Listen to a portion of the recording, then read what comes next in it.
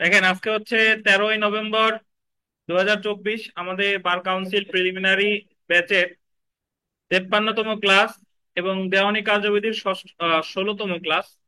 আমরা আজকে আলোচনা করব 27 আদেশ থেকে বা বিশেষ ক্ষেত্রে মকদ্দমা। দেখেন, স্পেশাল সুট, সরকার বা সরকারি কর্মচারী কর্তৃক মকদ্দমা বা তাদের বিরুদ্ধে মকদ্দমা, এটা আলোচনা করা হয়েছে ধারা 79 থেকে 81 এবং আদেশ হচ্ছে 27। তো এখানের বিষয়বস্তু আসলে কি, সেটা হলো যে সরকার বা সরকারি কর্মচারী, সরকার বা সরকারি কর্মচারী যদি বাদী হয়ে মামলা করে বা সরকারকে বিবাদী করে যদি মামলা করা হয় বা কোনো সরকারি কর্মচারীকে বিবাদী করে মামলা করা হয়, তাহলে অনুসরণ করা হবে কত আদেশ? 27 আদেশ। তারপরে দেখেন, সংস্থা কর্তৃক বা সংস্থার বিরুদ্ধে মকদ্দমা, বল দিবেন, এটা আছে 29 আদেশ। সংস্থা কর্তৃক বা সংস্থার বিরুদ্ধে মোকদ্দমা, ধরেন আপনি কোনো কর্পোরেশনের বিরুদ্ধে মামলা করতে যাচ্ছেন, এটা সংবিধিবদ্ধ প্রতিষ্ঠানের বিরুদ্ধে মামলা করতে যাচ্ছেন, ধরেন বাংলাদেশ বার কাউন্সিল, জীবন বীমা কর্পোরেশন, বঙ্গবন্ধু শেখ মুজিবুর রহমান বিজ্ঞান ও প্রযুক্তি বিশ্ববিদ্যালয়, তো তাদের বিরুদ্ধে বা তারা যদি মামলা করে দেওয়ানি মামলা, সেক্ষেত্রে 29 আদেশের বিধিবিধান অনুসরণ করা হবে। তো এখানে যে প্রশ্ন হতে পারে সেটা হলো এইভাবে আসে যে সংস্থা কর্তৃক বা সংস্থার বিরুদ্ধে মকদ্দমা দায়েরের ক্ষেত্রে কোন আদেশ অনুসরণ করা হয়? কত আদেশ? 29 আদেশ। আচ্ছা, অনলাইনে যারা ক্লাস করতেছেন, আপনারা কি কথা শুনতে পাচ্ছেন নাকি বেঁধে বেঁধে আছে?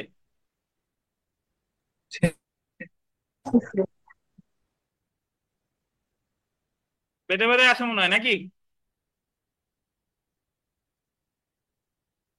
জি স্যার। হ্যালো, অনলাইনের ভাই, জি স্যার। এরা জি স্যার, শুনতে মাঝে মাঝে পাচ্ছেন? মাঝে মাঝে বাড়তেছে। আচ্ছা, এখন তো চেঞ্জ করছি। দেখেন, 3 নাম্বার দেখেন, বিদেশি রাষ্ট্র বা বিদেশি নাগরিক কর্তৃক মকদ্দমা। মানে বিদেশি রাষ্ট্র বা বিদেশি নাগরিক যদি মামলা করে, তাহলে 83, 84, 85, 83 এবং 87 ধারার বিধান অনুসরণ করা হবে। তারপর একটা আন্ডারলাইন করেন, শাসনতান্ত্রিক আইনের ব্যাখ্যা সম্পর্কে কোনো প্রশ্ন জড়িত মোকদ্দমা। শাসনতান্ত্রিক আইন মানে হচ্ছে সংবিধান, কনস্টিটিউশন। যদি কোনো দেওয়ানি মামলায় কোনো সংবিধান রিলেটেড কোনো প্রশ্ন জড়িত থাকে, তাহলে অনুসরণ করা হবে আদেশ কত? 27 ক। আদেশ 27 ক। নাবালক বা বিকৃত মস্তিষ্ক ব্যক্তি কর্তৃক বা বিরুদ্ধে মকদ্দমা, এটা হলো আদেশ 32। নাবালক বা কে বলেন? বিকৃত মস্তিষ্ক। নিঃস্ব ব্যক্তি কর্তৃক মকদ্দমা, আদেশ 33। আর স্বার্থবিহীন মামলা বা ইন্টারপ্লিডার সুট, এগুলো হচ্ছে আদেশ 35। তো এইগুলো আমরা আলাদাই আলোচনা করব। জাস্ট এখানে আমরা শিরোনামগুলো দেখলাম। আমরা সরাসরি চলে আসি। দেখেন, সরকার বা সরকারি কর্মচারী কর্তৃক মকদ্দমা বা তাদের বিরুদ্ধে মকদ্দমা। প্রথম লাইনটা দেখেন, যে সরকারকে, সরকারের পক্ষকে বা বিপক্ষে মকদ্দমা বাদ দেবে বিবাদীর নাম হবে বাংলাদেশ। 79 ধারা 3টে স্টার দেন, এটা গুরুত্বপূর্ণ কথা। সরকারের পক্ষকে মানে হচ্ছে সরকারের পক্ষে বা বিপক্ষে, পক্ষকে ভুল ক্রমে লেখা। সরকারের পক্ষে বা বিপক্ষে যদি সরকার বাদী হয়ে মামলা করে, তাহলে ওই মামলার বাদীর নাম হবে বাংলাদেশ। আর যদি আপনি সরকারের বিরুদ্ধে মামলা করেন, তাহলে ওই মামলার বিবাদী ওকে? বাংলাদেশ। এখন ধরেন আপনি গোপালগঞ্জের যিনি ডিসি সাহেব, তার বিরুদ্ধে দেওয়ানি মামলা করতে চান, তার অফিসিয়াল দায়িত্ব রিলেটেড বিষয়। ডিসি মানে ডিস্ট্রিক্ট কালেক্টর। তো তখন ডিসি তো সরকারের অংশ, তখন ওই ক্ষেত্রে নাম হবে কি? বাংলাদেশ। এবং সেখানে বিবাদী করা হতো সাধারণত যখন সরকার বিরুদ্ধে রিট করা হয় বা রিট তো সরকার বিরুদ্ধে হয়, বা দেওয়ানি মামলা করলে সেই ক্ষেত্রে ওই জেলা প্রশাসক, উনি হবেন কি? বিবাদী। অথবা সংশ্লিষ্ট মন্ত্রণালয়ের সচিব, সংশ্লিষ্ট মন্ত্রণালয়ের সচিব। জি। তো আপাতত এতটুকু মনে রাখেন যে সরকারের পক্ষে বা বিপক্ষে বাদী বা বিবাদীর নাম হবে বাংলাদেশ। এই কথাটা বলা হয়েছে কত ধারায়? 79 ধারায়। ধন্যবাদ। এখন আমরা চলে আসি নোটিশ প্রদান। এই নোটিশ প্রদানের যে 80 ধারা, এটা আমরা ইতিমধ্যে এক জায়গায় পড়ে ফেলেছি। সরকার বিরুদ্ধে মকদ্দমা দায়ের করতে হলে আন্ডারলাইন করবেন, রেলওয়ে বিষয় সংক্রান্ত মামলা ছাড়া অন্যান্য মামলার ক্ষেত্রে সরকারের সচিব বা জেলা কালেক্টর বরাবর এবং রেলওয়ে বিষয় সংক্রান্ত মামলার রেলওয়ে জেনারেল ম্যানেজার বরাবর মকদ্দমা দায়েরের 2 মাস পূর্বে নোটিশ পাঠাতে হবে। বলতেছে যে সরকারের বিরুদ্ধে মামলা করতে হলে আপনি যে মন্ত্রণালয়ের বিরুদ্ধে মামলা করতে চান, সেই মন্ত্রণালয়ের সচিবরে দিতে হবে, বাট যদি রেলওয়ে রিলেটেড মামলা হয় তাহলে কারে দিতে হবে? ওই যে রেলওয়ে জেনারেল ম্যানেজার, রেলের রেল মন্ত্রণালয়ের সচিব না, এটা কি হবে? Railway general manager. এবং 2 মাস পূর্বে নোটিশ পাঠাতে হবে। এখন বিষয়টা হচ্ছে যে এই 2 মাস পূর্বে নোটিশ পাঠানো কিন্তু বাধ্যতামূলক না। আপনি ইচ্ছা করলে কি পাঠাতে, নোটিশ দিয়ে মামলা করতে পারেন। নোটিশ দিয়ে যদি মামলা করেন তাহলে ওই সাধারণ ব্যক্তি লিখিত জবাব দাখিলের জন্য যে সময় পাবে, সেও সেই সময় পাবে। কিন্তু নোটিশ ছাড়া যদি আপনি মামলা করেন তাহলে সেই ক্ষেত্রে সরকার সর্বনিম্ন সময় পাবে 3 মাস। তার মানে আপনি নোটিশ ছাড়া মামলা করতেই পারেন, কিন্তু এই ক্ষেত্রে সুবিধাটা পাবে কে? ওকে। সরকার। উনি লিখিত জবাব দাখিলের জন্য কিন্তু অসীম সময় পাবে। দেখেন, নোটিশ প্রদানের গোল দিবেন 2 মাস পর সরকারের বিরুদ্ধে মোকদ্দমা দায়ের করতে হবে, তবে বাদী পক্ষ কোনো প্রকার লিখিত বিজ্ঞপ্তি ছাড়া, আন্ডারলাইন করবেন, সরকারের বিরুদ্ধে মোকদ্দমা দায়ের করলে আদালত সরকারকে লিখিত বিবৃতি পেশ করতে গোল দিবেন সর্বনিম্ন 3 মাস সময় মঞ্জুর করবে। আপনি যদি নোটিশ ছাড়া মামলা করেন তাহলে সর্বনিম্ন সময় দেবে কয়দিন? 3 মাস। এখন আপনি বলতে পারেন যে তাহলে এই জায়গায় নোটিশ দিয়ে মামলা করলে সময় কতদিন হবে, তা তো বলে নাই, তা বলার দরকার নাই। নোটিশ দিয়ে মামলা করলে এমনিতে যারা সাধারণ ব্যক্তি কত সময় পায় ভাই? 60 কার্য দিবস। প্রাথমিকভাবে 30 কার্য দিবস, তারপরে আরো 30 কার্য দিবস। 8 দেশের কত বিধি? এক বিধি। তারপরে দেখেন, সরকারের বিরুদ্ধে কোনো মকদ্দমায় প্রদত্ত ডিক্রি সরকার কতদিনের মধ্যে মিটাবে তা আদালত নির্দিষ্ট করে দিবে। আন্ডারলাইন করেন, কোন ডিক্রি মানে আপনি সরকার বিরুদ্ধে মামলা জিতছেন, এখন সরকার ওই ডিক্রিটা আপনারে কতদিনের মধ্যে বুঝাই দিবে এটা নির্দিষ্ট করে দিবে কে? আদালত। যদি উক্ত সময় ডিক্রিটি মেটানো না হয় তাহলে আদালত সরকার বরাবর রিপোর্ট করবে। ধরেন আদালত নির্দিষ্ট করে দিছিল, বাট ওই সময়ের মধ্যে সরকার মানে আপনার বোঝাই দেয় নাই, তো এই ক্ষেত্রে আদালত সরকার বরাবর রিপোর্ট করবে। যদি ডিক্রিটি এমন রিপোর্টের 3 মাস পরেও অনিষ্পত্তি থাকে তাহলে আদালত দেওয়ানি কার্যবিধি অনুযায়ী ডিক্রি জারি করতে পারে। ধরেন বিষয়টা অনেকটা এরকম যে আপনি সরকারের বিরুদ্ধে একটা ক্ষতিপূরণের মামলা জিতছেন, সরকারের বিরুদ্ধে আপনি 5 লাখ টাকা ক্ষতিপূরণের দেওয়ানি মামলা জিতছেন। এখন জেতার সাথে সাথে আমরা তো জানি দেওয়ানি মামলা জেতার পর পর কি কি করা লাগে? জারি মামলা। তাহলে এই জায়গায় জারি মামলা প্রাথমিকভাবে করা লাগে না। প্রাথমিকভাবে ডিগ্রি পাওয়ার সাথে সাথে আদালত সরকারের নির্দেশ দিয়ে দিবে যে নির্দিষ্ট সময়ের মধ্যে এই 5 লাখ টাকা বাদীরে কি ডিগ্রিদাররে বুঝাই দেয়। কিন্তু নির্দিষ্ট সময়ের মধ্যে সরকার বুঝায় দেয় নাই, তাহলে সরকার বরাবর আদালত রিপোর্ট করবে। রিপোর্ট করার পরেও যদি 3 মাস পরেও যদি বুঝাইয়া না দেয় তাহলে আদালত জারি মামলায় যেরকম আদায় করা হয় সেরকম আদায় করে দিবে। বুঝতে পারছেন? তাহলে সরকার যদি বিবাদী হয় প্রথমেই কি জারি মামলা করা যাবে? প্রথমে জারি মামলা কিন্তু করার দরকার নাই। আদালত সরকারের একটা নির্দিষ্ট সময় বোঝা মানে ধরে দিবে, বলে দিবে যে এই সময়ের মধ্যে আপনি ডিগ্রির বিষয়বস্তু ডিগ্রিদারকে বুঝাই দিবেন। তো আমরা জেনে রাখা ভালোতে আসি। দেখেন যে সরকার কর্তৃক বা বিরুদ্ধে কোনো মকদ্দমা সরকার কর্তৃক উক্ত উদ্দেশ্যে নিযুক্ত ব্যক্তি কর্তৃক আর্জি বা লিখিত জবাব স্বাক্ষরিত হবে, এবং সরকার কর্তৃক এইরূপ নিযুক্ত বা মকদ্দমা তথ্যাবলী সম্পর্কে সুপরিচিত কোনো ব্যক্তি কর্তৃক সত্যতা প্রতিপাদন বা ভেরিফিকেশন হবে।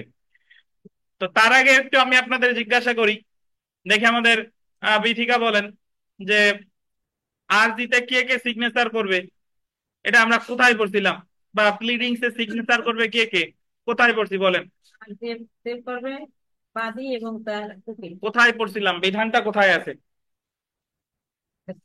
16-17-তে। 16ই আছে। 16, 16 তো না। বলেন 16 না, কত আদেশ? 16-র সাথে একটু মিল আছে, এক ডিজিট আছে। কত আরিফ সাহেব? প্লিডিংস এ সাইন করবে, সিগনেচার করবে 6 আদেশের কত বিধি? 6 আদেশের 14। 14। ভেরিফিকেশন কত? 15। কর্তন কত? 16। অ্যামেন্ডমেন্ট কত? 17। অ্যামেন্ডমেন্টের সময় কত? 18। মনে রাখতে হবে এগুলা। এবং সিগনেচারের ক্ষেত্রে যেটা আমরা পড়ছিলাম যে পক্ষগণ প্লাস আইনজীবী, বাদী হইলে বাদী, সাথে কে? তার অ্যাডভোকেট। বিবাদী হইলে বিবাদী এবং তার অ্যাডভোকেট। তো বিগত বছরের প্রশ্নে আমরা চলে আসি। দেখেন, লিখিত নোটিশ ছাড়া সরকারের বিরুদ্ধে কোনো মামলা দায়ের করা হলে লিখিত জবাব দাখিলের জন্য আদালত সরকারকে কমপক্ষে 1.5 সময় দিবেন। কমপক্ষে কয় মাস? কমপক্ষে 3 মাস। তারপরে দেখেন, সরকার পক্ষকে নোটিশ প্রদান না করে দেওয়ানি মামলা করলে সরকার বিবাদী কে লিখিত বর্ণনা দাখিলের জন্য আদালত অনূন্য কত দিনের সময় মঞ্জুর করবে? কত দিনের? 3 মাস। যদি পরীক্ষায় প্রশ্ন আসে যে লিখিত নোটিশ দেওয়ার পরে যদি মামলা করে, তাহলে সরকার সময় পাবে কতদিন? সর্বোচ্চ 60 কার্য দিবস। সাধারণ জনগণও যতদিন সময় পাবে, সরকারও ততদিনই সময় পাবে। আমরা চলে এসে দেখেন ধারা 91, গণ উপদ্রব বা পাবলিক নুইসেন্স বিষয়ে মকদ্দমা। তো গণ উপদ্রব আসলে কাকে বলে? গণ উপদ্রব মানে হলো যে সকল কর্মকাণ্ড জনমনে বিরক্তির সৃষ্টি করে, তারাই বলে কি গণ উপদ্রব। ধরেন আমরা এই ছাদের উপর পড়ালেখা করতেছি, ক্লাস করতেছি, এখন আমরা ছাদের উপর আমরা যে কথা তো বলতেছি, মাইক লাগাইছি একটা, 3 দিকে 3টা, মানে আমরা তো করতেছি এবং আশেপাশের লোকজন আমাদের এই কথা শুনতেছে কয়েক পাড়া যাবত। এখন এটা একদিন হইলে মানা যায়, কিন্তু এটা নিত্যদিন যদি হয়, তাহলে তো মানুষের মনে এটা কি সৃষ্টি হবে? বিরক্তি। বিরক্তির সৃষ্টি হবে। এটা হলো কি গণ- গণ উপদ্রব। বুঝতে পারছেন? ধরেন আপনি হিংস্র কুকুর পালেন এবং ওই কুকুরে প্রায় আশেপাশের লোকজন রে কামড়ায়, এটা কি গণ উপদ্রব। আপনি লাউড স্পিকারে গান শুনেন, একদিন 2 দিন শুনেন ভিন্ন কথা, কিন্তু রেগুলার শুনেন, এটা আশেপাশের লোকজনের বিরক্তির কারণ, এটা কি গণ উপদ্রব।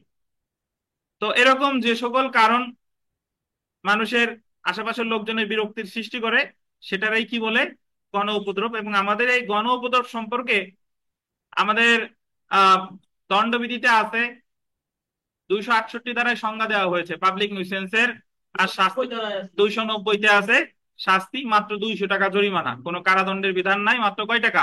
200 টাকা। 200 টাকা। এছাড়া আমাদের ফৌজদারি কার্যবিধিতেও গণ উপদ্রব সম্পর্কে বলা আছে।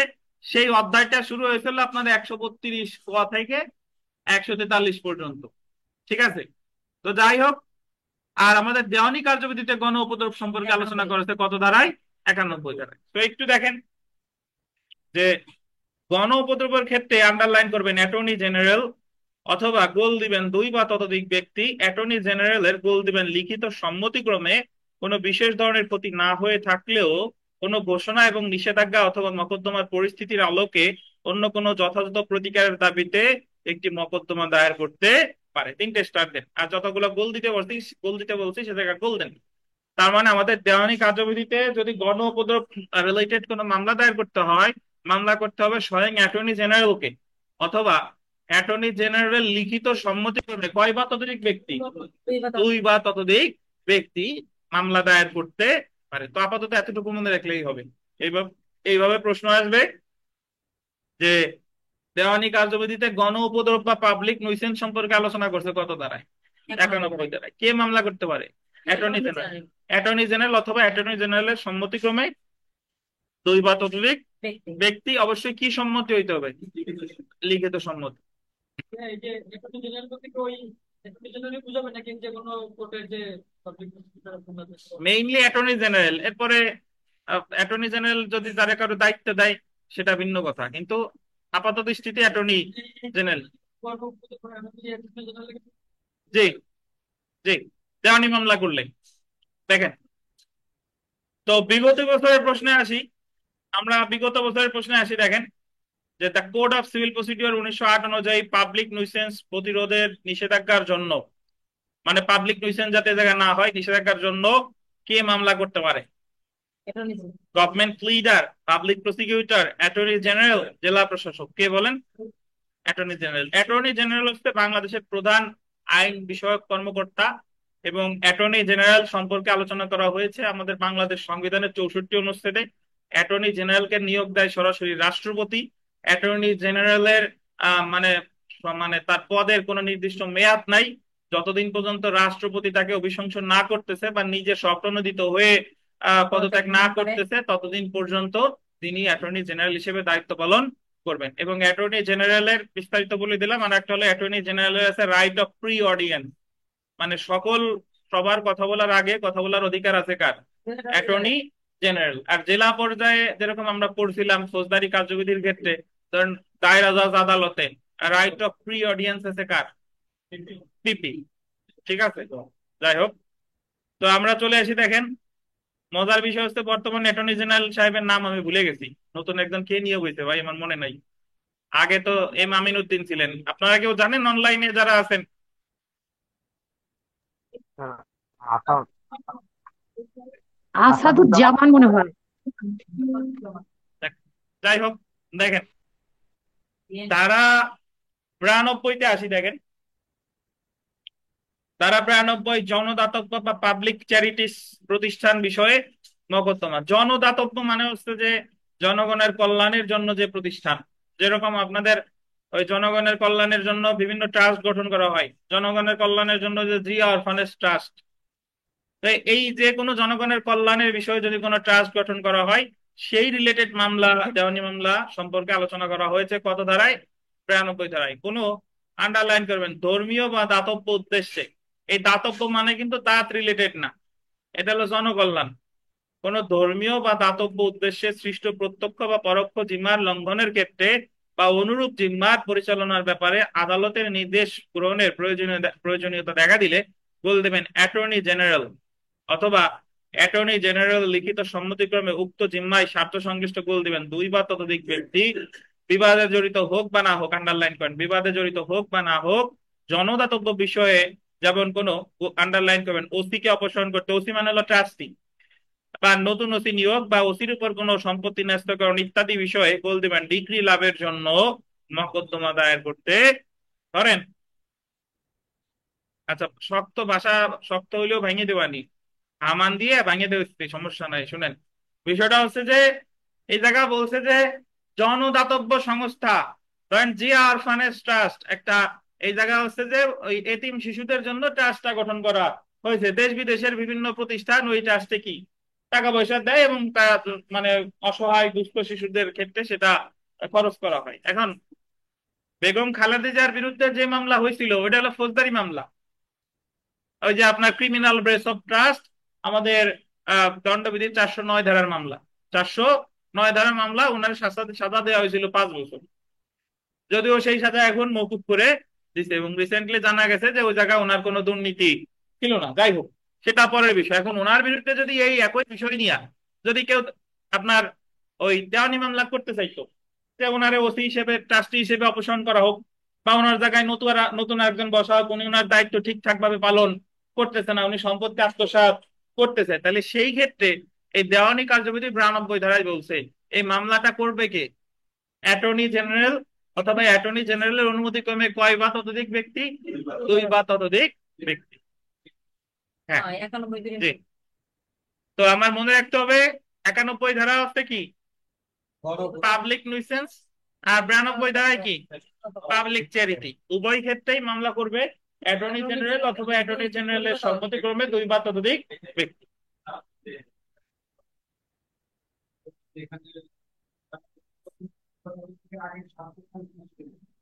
হ্যাঁ, তার স্বার্থ থাকতে হবে। জি, সেলফ প্র্যাকটিসে চলে আসি আমরা, দেখি দেখেন 1 নম্বর প্রশ্নটা, সরকার পক্ষে বা বিপক্ষে মকদ্দমা বাদী বা বিবাদীর নাম হবে কি? বাংলাদেশ।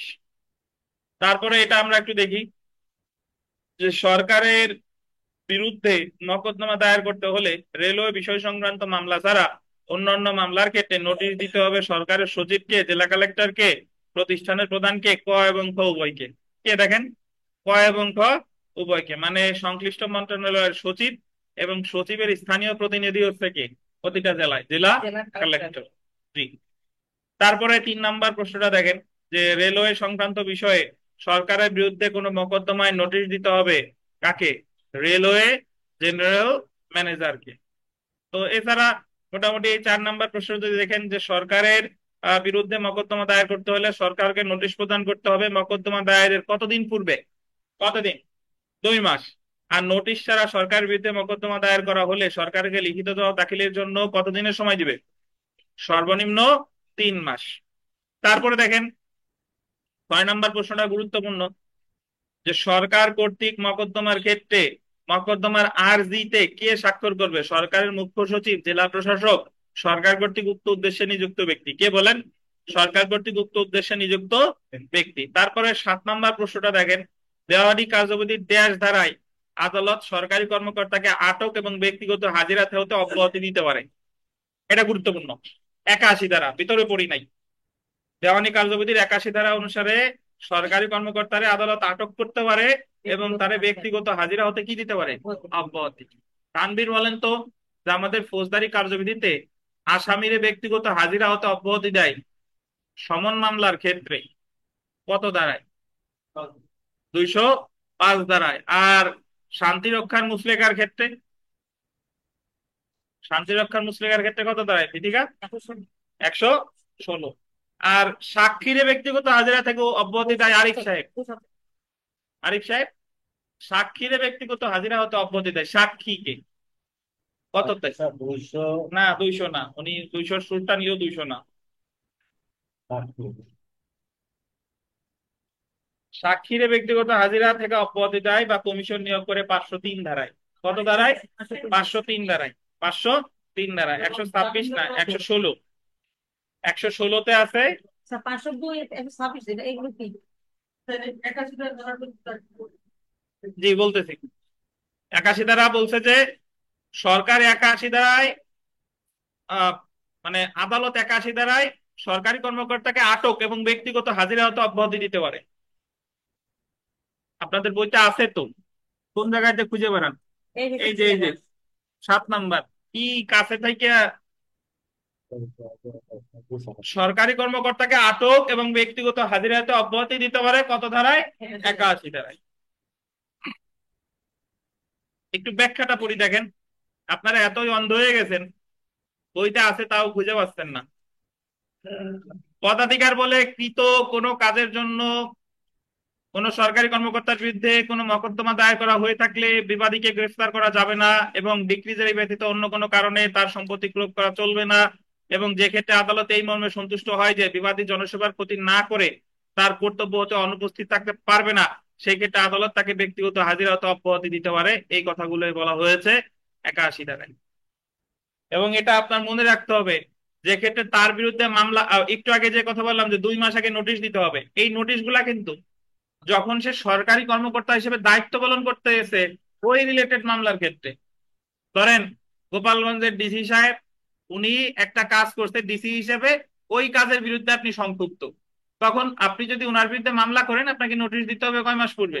2 মাস পূর্বে। কিন্তু যদি এরকম হয় যে গোপালগঞ্জের ডিসি সাহেব ওনার স্থানীয় এলাকায় উনি পার্সোনালি একজনের বেদখল করছে, ওই জায়গায় সরকারি দায়িত্ব পালনকালে না, উনি ব্যক্তিগতভাবে বেদখল করছে, তাহলে কিন্তু এই 80 ধারার বিধান মান্য করার দরকার নাই।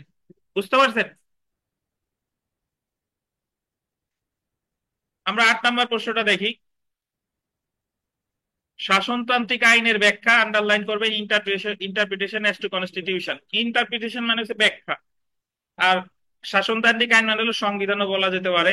শাসনতান্ত্রিক আইনের ব্যাখ্যা বা ইন্টারপ্রিটেশন অ্যাজ টু কনস্টিটিউশন সম্পর্কিত কোনো গুরুত্বপূর্ণ প্রশ্ন যদি, আন্ডারলাইন করবেন, সরকার সম্পর্কিত হয়, তাহলে কাকে নোটিশ না দেওয়া পর্যন্ত আদালত প্রশ্নটি নিষ্পত্তি করবে না?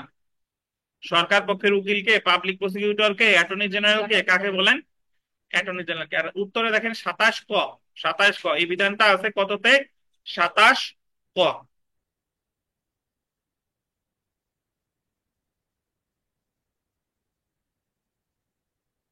তারপরের প্রশ্নটা গুরুত্বপূর্ণ, 9 নাম্বার।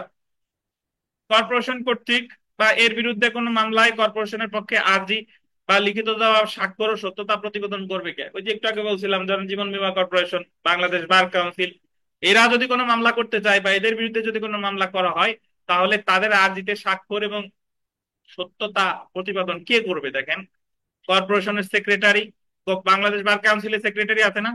আছে। কর্পোরেশনের ডাইরেক্টর বা পরিচালকও আছে, কর্পোরেশনের মুখ্য কর্মকর্তা, উপরে সবগুলো, মানে এদের মধ্যে যে কোনো একজন করবে আর কি। 10 নম্বর প্রশ্ন, ভিভিআই। এটা আমরা এর আগে ভিতরে পড়ি নাই, বাট এখানেই সরাসরি পড়বো, যে কোনো বিদেশি রাষ্ট্রের শাসনকর্তার বিরুদ্ধে মকদ্দমা দায়ের করা যেতে পারে। আপনি যদি বিদেশি কোনো রাষ্ট্রের শাসনকর্তার বিরুদ্ধে মামলা দায়ের করতে চান, তাহলে সরকারের সচিবের স্বাক্ষরযুক্ত সত্যায়িত সম্মতিক্রমে, ধারা বলছে 86, বিদেশি রাষ্ট্রের শাসনকর্তার বিরুদ্ধে মামলা দায়ের করতে হলে কার স্বাক্ষরযুক্ত সম্মতি লাগবে? সরকারের কে? সচিবের স্বাক্ষরযুক্ত সত্যায়িত সম্মতিক্রমে। 11 নম্বরটা দেখেন, কূটনৈতিক কূটনৈতিক প্রতিনিধিদের বিরুদ্ধে মোকদ্দমা মানে diplomat, suits against diplomatic agents দায়ের করা যেতে পারে দেওয়ানি কার্যবিধির কত ধারায়? 86 ক ধারায়। 86 ক ধারায়। তো এই দুইটা একটু মনে রাখতে হবে। আমরা সরাসরি চলে আসি আদেশ 32। নাবালক এবং বিকৃত মস্তিষ্ক ব্যক্তি কর্তৃক বা তাদের বিরুদ্ধে মোকদ্দমা। নাবালক এবং বিকৃত মস্তিষ্ক কর্তৃক তাদের বিরুদ্ধে তারা মামলা করবে কিভাবে আর তাদের বিরুদ্ধে কিভাবে মামলা করবে, এই দুইটা বিধানই আছে কততে? আদেশ কততে? 32-এ। দেখেন, দেওয়ানি কার্যবিধির 32 আদেশে নাবালক বা বিকৃত মস্তিষ্ক সম্পন্ন ব্যক্তি কিভাবে মামলা করবে বা তার পক্ষে কিভাবে মামলা দায়ের করা যায় তা আলোচনা করা হয়েছে। নাবালক কর্তৃক প্রত্যেক মামলা তার নামে গোল দিবেন আসন্ন বন্ধু, গোল দিবেন নেক্সট ফ্রেন্ড কর্তৃক দায়ের করতে হবে। আচ্ছা, এখানে একটা বিষয় জেনে রাখা ভালো যে নাবালক যখন একটা মামলার কজ অফ অ্যাকশন মানে নালিশের কারণ উদ্ভব হয় এবং ওই মুহূর্তে দেখা গেল যে ওই বাদী হচ্ছে নাবালক, ধরেন তানবীরের চাচারা তার জায়গা থেকে বেদখল করলো, এখন তানবীরের বয়স ওই মুহূর্তে 12 বছর, তার সাবালক হইতে আরো কয় বছর দরকার? 6 বছর দরকার। এখন তানবীরের হাতে অপশন দুইটা। এক, সে ইচ্ছা করলে ওই সাথে সাথে মামলা করতে পারে, তবে সাথে সাথে মামলা করলে তাকে মামলাটা করতে হবে নেক্সট ফ্রেন্ডের মাধ্যমে। নেক্সট ফ্রেন্ড মানে হচ্ছে ওয়ান টাইপ অফ অভিভাবক, তার একজন অভিভাবকের মাধ্যমে মামলাটা দায়ের করতে হবে। এখন তানভীর যদি কোনো অভিভাবকের মাধ্যমে মামলা করতে না চায়, তানভীর যদি চায় যে না আমি নিজেই মামলা করব, তাহলে তানভীরকে আরো 6 বছর অপেক্ষা করতে হবে। 6 বছর অপেক্ষা করার পরে যেদিন থেকে সে সাবালক হবে সেদিন থেকে মামলা করার তামাদি মেয়াদ গণনা শুরু হবে। বুঝতে পারছেন?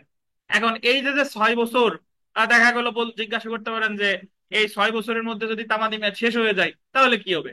শেষ হলে কোনো কারণ মানে কোনো দুশ্চিন্তার কোনো কারণ নাই। এই যে যে 6 বছর, এই 6 বছর তামাদি আইনের 6 ধারা অনুসারে বাদ যাবে। অর্থাৎ আপনি যেদিন থেকে সাবালক হবেন সেদিন থেকে মামলা করার তামাদি মেয়াদ গণনা কি বলেন শুরু হবে। শুরু হবে। তাহলে আপনারা যদি কেউ প্রশ্ন করে যে নাবালক ব্যক্তি কি মামলা করতে পারে কিনা, উত্তর হবে দুইটা। পারে কি পারে না এটা ডিপেন্ড করবে তার উপরে। সে যদি করতে চায় তাহলে সে নিজে পারবে না, বাট নেক্সট ফ্রেন্ডের মাধ্যমে করতে হবে। আর যদি সে নিজে করতে চায়, কোনো নেক্সট ফ্রেন্ড দরকার নাই, তাহলে সাবালক হওয়া পর্যন্ত তাকে কি করতে হবে? অপেক্ষা করতে হবে। এবং এই কথাগুলোই বলা এটা নেক্সট ফ্রেন্ডের মাধ্যমে যে করতে হবে এটা বলা হচ্ছে কত আদেশে? 32। 32 আদেশ। আচ্ছা, এটা একটু পড়ি তারপরে, আজান যেহেতু দিছে আর একটু দাঁড়ান। যদি বিবাদী নাবালক হয় তাহলে উপযুক্ত যে কোনো ব্যক্তিকে আদালত বিবাদীর অভিভাবক হিসেবে নিয়োগ দিতে পারে। ধরেন আপনি যার বিরুদ্ধে মামলা করছেন সে স্বয়ং নাবালক, তাহলে আদালত তার পক্ষে একজন কাকে নিয়োগ দিবে? অভিভাবক। সাবালক এবং সুস্থ মস্তিষ্ক সম্পন্ন যে কোনো ব্যক্তি নাবালকের পক্ষে আসন্ন বন্ধু হতে পারে। আন্ডারলাইন করেন, সাবালক এবং সুস্থ মস্তিষ্ক সম্পন্ন যে কোনো ব্যক্তি নাবালকের পক্ষে আসন্ন বন্ধু হতে পারে বা বিবাদীর অভিভাবক হতে পারে। একটা জিনিস এখানে খেয়াল রাখেন, যখন বাদীর পক্ষে হচ্ছে তখন তাকে বলতেছে আসন্ন বন্ধু, আর যখন বিবাদীর পক্ষে হচ্ছে তখন তারা বলতেছে কি? অভিভাবক। শর্ত হলো তার স্বার্থ নাবালকের স্বার্থের পরিপন্থী হবে না, তবে নেক্সট ফ্রেন্ড বা অভিভাবক যেই হোক না কেন নাবালকের স্বার্থের তার স্বার্থের কি হবে না? পরিপন্থী হবে না। এবং সে মামলার বাদী এবং বিবাদী হবে না। সেক্ষেত্রে যে ক্ষেত্রে নাবালক আসন্ন বন্ধু ছাড়া মকদ্দমা দায়ের করে সেক্ষেত্রে আন্ডারলাইন করেন মকদ্দমাটি রক্ষণীয় নয়।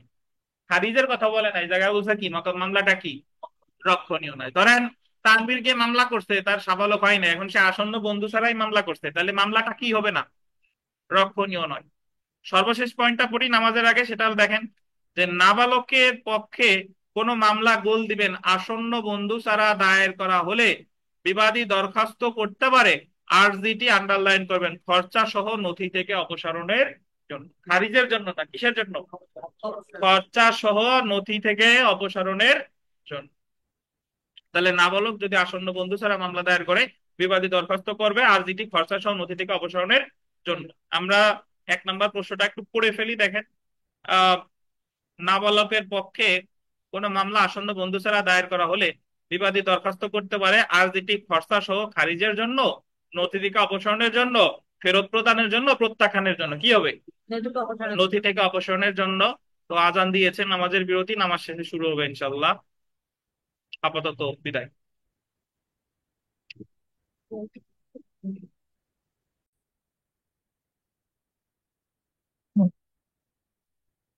দেখেন 2 নাম্বার প্রশ্নটা দেখি, যে নাবালক কর্তৃক প্রত্যেক মোকদ্দমা দায়ের করতে হবে আসন্ন বন্ধু দ্বারা বা নেক্সট ফ্রেন্ড দ্বারা। তারপরে দেখেন 4 নাম্বার প্রশ্নটা দেখেন, যে নাবালক বিবাদীর পক্ষে যে ব্যক্তি মামলায় প্রতিদ্বন্দ্বিতা করে, বিবাদী বলছে, নাবালক বিবাদী, তাকে বলে বিবাদীর অভিভাবক বলে বা গার্ডিয়ান এড লিটেম, লাইটেম লিটেম যাই বলেন। আসন্ন বন্ধু হলো বাদীর ক্ষেত্রে, আর গার্ডিয়ান এড লিটেম হচ্ছে কিসের ক্ষেত্রে? বিবাদীর ক্ষেত্রে। 5 নাম্বার প্রশ্নটা, এখানে উত্তরে ভুল আছে। গার্ডিয়ান এড লিটেম কে? উত্তর হবে খ, পুরাতন বইতে দেওয়া আছে ক। উত্তর হবে হচ্ছে যে নাবালকের পক্ষে আইনগত ব্যবস্থা নিতে আদালত কর্তৃক নিযুক্ত ব্যক্তি। নাবালকের পক্ষে আইনগত ব্যবস্থা নিতে নিযুক্ত ব্যক্তি। এখন নাবালকের পক্ষে এই জায়গায় লিখবেন নাবালক বিবাদীর পক্ষে লেখেন। গার্ডিয়ান এড লিটেম মানে বাদী না, এ জায়গা নাবালক কে বলেন? বিবাদী। বিবাদী। নাবালক বিবাদীর পক্ষে, নাবালক বিবাদীর পক্ষে আইনগত ব্যবস্থা নিতে আদালত কর্তৃক নিযুক্ত ব্যক্তি। আর সে যদি নেক্সট ফ্রেন্ড হইতো তাহলে হলো কার পক্ষে? বাদীর পক্ষে। আর গার্ডিয়ানের লিটেম বললে সে হচ্ছে কার পক্ষে? বিবাদীর পক্ষে। এটা বলা আছে 32 আদেশের 3 বিধিতে। তো যদি কখনো বলে যে গার্ডিয়ানের লিটেম কার পক্ষে নিযুক্ত হয়? বিবাদীর পক্ষে। কে নিয়োগ দেয়? আদালত। কে নিয়োগ দেয় বলেন? আদালত। আদালত। তারপরে দেখেন 6 নাম্বার প্রশ্নটা, যে যে ক্ষেত্রে বিবাদী একজন নাবালক, সেই বিবাদী পক্ষে একজন অভিভাবক নিয়োগ করবে কে? অভিভাবক কে নিয়োগ করবে? আদালত।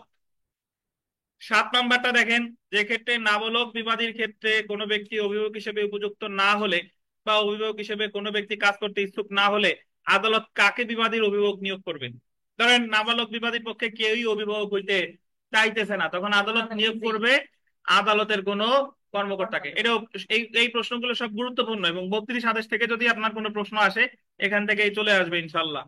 তারপরে দেখেন 8 নাম্বার প্রশ্নটা দেখেন, একজন নাবালক বাদী সাবালক হওয়ার পর তার আসন্ন বন্ধু কর্তৃক দায়েরকৃত কোনো মামলা নিম্নলিখিত কোন কারণে খারিজের জন্য আবেদন করতে পারে? মানে তখন যখন সে নাবালক ছিল তখন সে আসন্ন বন্ধুর মাধ্যমে মামলাটা করছে, বাট যখন সে সাবালক হয়েছে তখন সে কি কারণে ওই মামলাটা খারিজ চাইতে পারে?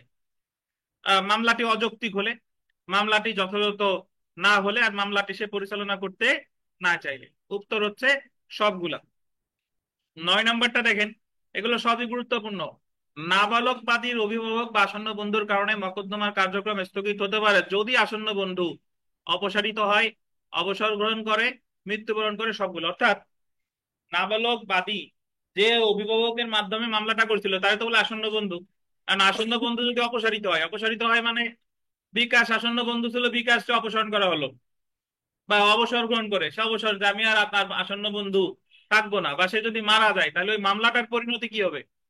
ওই মামলাটা স্থগিত থাকবে। পরবর্তী আসন্ন বন্ধু নিয়োগ পাওয়ার আগ পর্যন্ত মামলার কার্যক্রম কি থাকবে? স্থগিত থাকবে। 10 নাম্বারটা দেখেন, যে নাবালক বাদীর আসন্ন বন্ধু বা বিবাদীর অভিভাবক অবসর গ্রহণ, অপসারণ বা মৃত্যুর বরণের ফলাফল কি? মকদ্দমার কার্যক্রম স্থগিত করুন।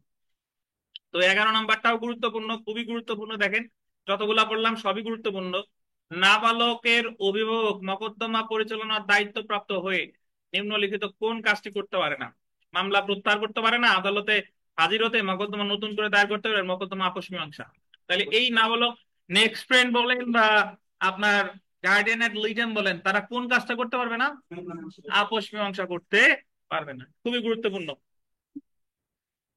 এগুলাই মোটামুটি 32 আদেশ থেকে যদি কখনো প্রশ্ন আসে ইনশাল্লাহ মনে রাখবেন। আর 32 আদেশের কোনো আপিল যোগ্য আদেশ নেই। তো 32 আদেশ থেকে যাই হোক না কেন সব হচ্ছে আপিল অযোগ্য আদেশ। আর আপিল অযোগ্য আদেশ মানেই হচ্ছে কি? রিভিশন। আমরা চলে আসি নিঃস্ব ব্যক্তি কর্তৃক মামলা, সুট বাই প্রপার, আদেশ হচ্ছে 33। 33 আদেশ। একটা জিনিস মনে রাখবেন, আজকে যারা নতুন শুনলেন আজীবন মনে রাখবেন, নিঃস্ব ব্যক্তির মামলা 33, নিঃস্ব ব্যক্তির আপিল 43, 44, সরি, নট 44, 44। এই যে গেল 3 3 4 4। নিঃস্ব ব্যক্তির মামলা কত? 33, আর নিঃস্ব ব্যক্তির আপিল 44। 3 3 4 4। মূল মামলা হইলে 3 3, আর নিঃস্ব ব্যক্তির আপিল হইলে 4 4। আচ্ছা, তো এখন দেখেন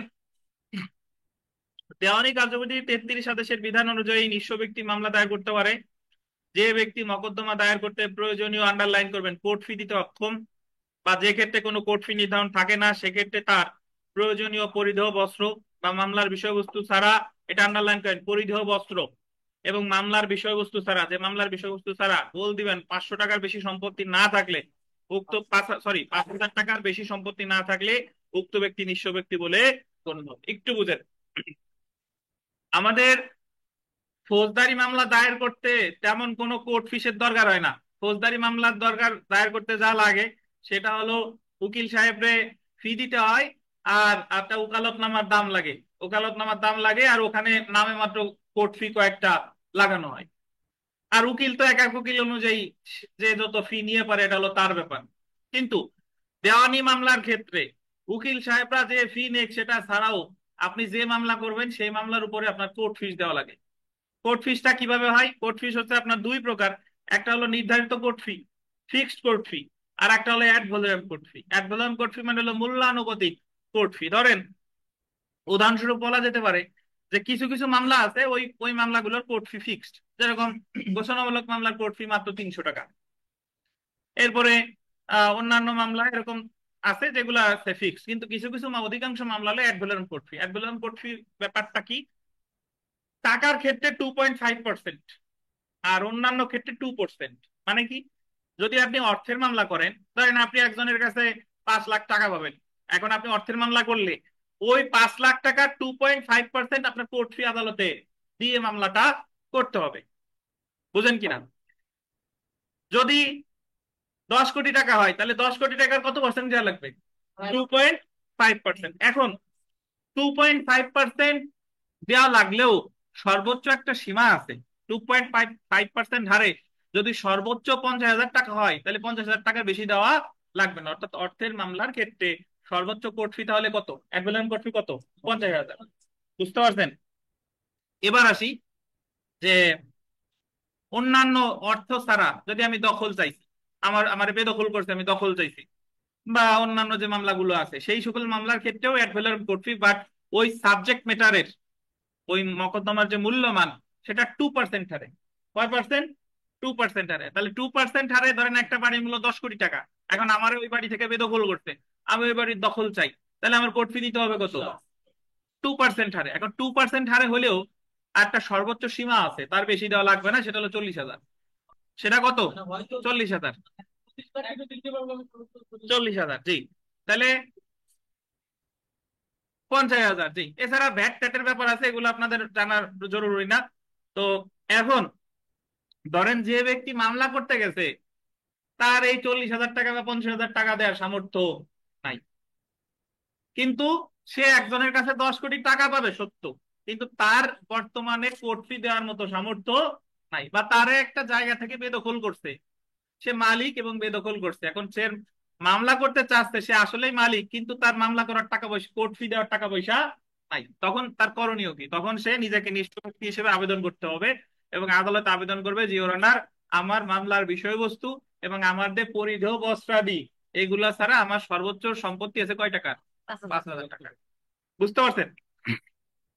এখন আমাদের বর্তমান প্রেক্ষাপটে এই নিঃস্ব ব্যক্তি যে সংজ্ঞা এখানে দেয়া আছে এরকম খুব কম ব্যক্তি খুঁজে পাওয়া যাবে নিঃস্ব। এটার আর একটু মানে আপডেট করা দরকার। এইভাবে বলা যেতে পারে যার 50,000 টাকার নিচের, মানে 5,000-এর জায়গায় কত করা উচিত? লিস্ট 50,000। দেখেন, ভালো লাভ হয়েছে, কারণ কেউ নিশ্চয় দাবি করতে পারছে।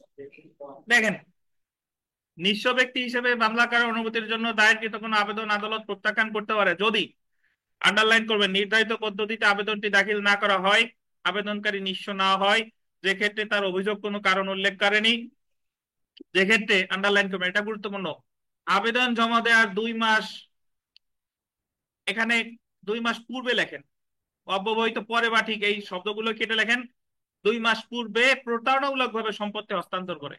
2 মাস পূর্বে মানে আমি নিজের নিঃস্ব সাজানোর জন্য আমি কোর্ট ফি দেব না, এই জন্য আমার যে সম্পত্তি আছে আমি 2 মাস আগে ধরেন বিক্রি করে দিছি বা আর একজনকে দিয়ে দিছি, যাতে আমি মামলা করার সময় আমার কি না লাগে, কোর্ট ফি দেওয়া না লাগে। তাহলে এরকম যদি আদালত দেখে যে 2 মাস পূর্বে আপনি স্থানান্তর করে দিয়েছেন, তাহলে আপনারা কিন্তু নিঃস্ব হিসেবে ঘোষণা দিবেন।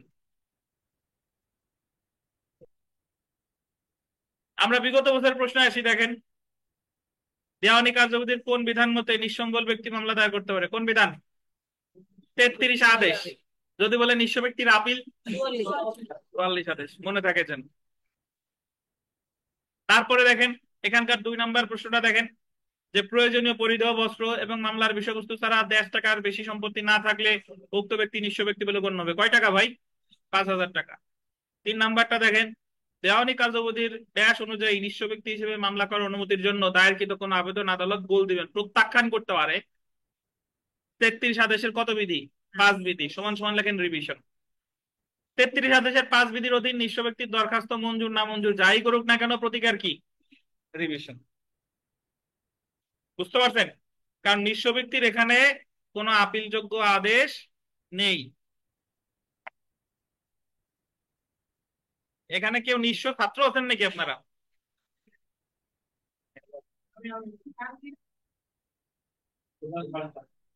স্যার দেখি। জি হ্যাঁ স্যার, বলেন। আমি নিঃস্ব ছাত্র স্যার। 33 আদেশ। আচ্ছা দেখেন 4 নাম্বার স্যার প্রশ্নটা আমি দেখেন, নিঃস্ব ছাত্র স্যার। আপনি নিঃস্ব তদন্ত করে যদি প্রতিবেদন পাই তাহলে কিন্তু আপনারে জরিমানা করা হবে। আমি জি মনে স্যার, করি না। মাথার তো চুল নাই তাই নিঃস্ব দেখেন স্যার। স্কুল বার কাউন্সিল পরীক্ষা দিতে দিতে কোথায় যাবে ইনশাল্লাহ। দেখেন 4 নাম্বার, যার বউ নাই সে তো নিশ্চয়ই স্যার। সেই হিসেবে আমাদের কামরুজ্জামান সাহেব নিঃস্ব আমি না। উনি দেখেন নিঃস্ব ব্যক্তি হিসেবে দায়েরকৃত কোনো মামলা আদালত প্রত্যাখ্যান করতে পারে যদি আবেদন জমা দেওয়ার 1.5 মাস আগে উক্ত ব্যক্তি প্রতারণামূলক ভাবে সম্পত্তি হস্তান্তর করে। কয় মাস আগে? 2 মাস পূর্বে। এটাই গুরুত্বপূর্ণ। পরে দেখেন 5 নাম্বার, দেওয়ানি কার্যবিধি 33 আদেশের 5 বিধির অধীন নিঃস্ব ব্যক্তি কর্তৃক দায়েরকৃত কোনো আবেদন আদালত প্রত্যাখ্যান করলে উক্ত আদেশের বিরুদ্ধে প্রতিকার হলো কি? বলেন রিভিশন। 6 নাম্বারটা দেখেন, দেওয়ানি কার্যবিধির কত আদেশে নিঃস্ব ব্যক্তির আপিল বা প্রপার আপিল সম্পর্কে আলোচনা করছে? কত আদেশ?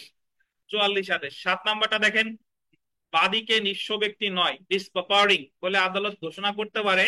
এটা গুরুত্বপূর্ণ, এটা আমরা ভিতরে পড়ি নাই। 1.5 দিনের নোটিশ দিয়ে। কয় দিনের? 7 দিনের। তাহলে আপনি এখানে একটা বিষয় দেখেন, নিঃস্ব ব্যক্তির এই 33 আদেশে আমরা দিন দিন রিলেটেড পাইছি 2টা। একটা হলো 2 মাস আগে যদি হস্তান্তর করে, আর তারে কয় দিনের নোটিশ দিয়ে নিঃস্ব ব্যক্তি হিসেবে ঘোষণা করবে? 7 দিন। 7 দিন। এই 2টা মনে রাখেন। আর 33 আদেশে আমাদের কোনো আপিলযোগ্য আদেশ নাই। তো 33 আদেশ মানেই হলো কি? রিভিশন।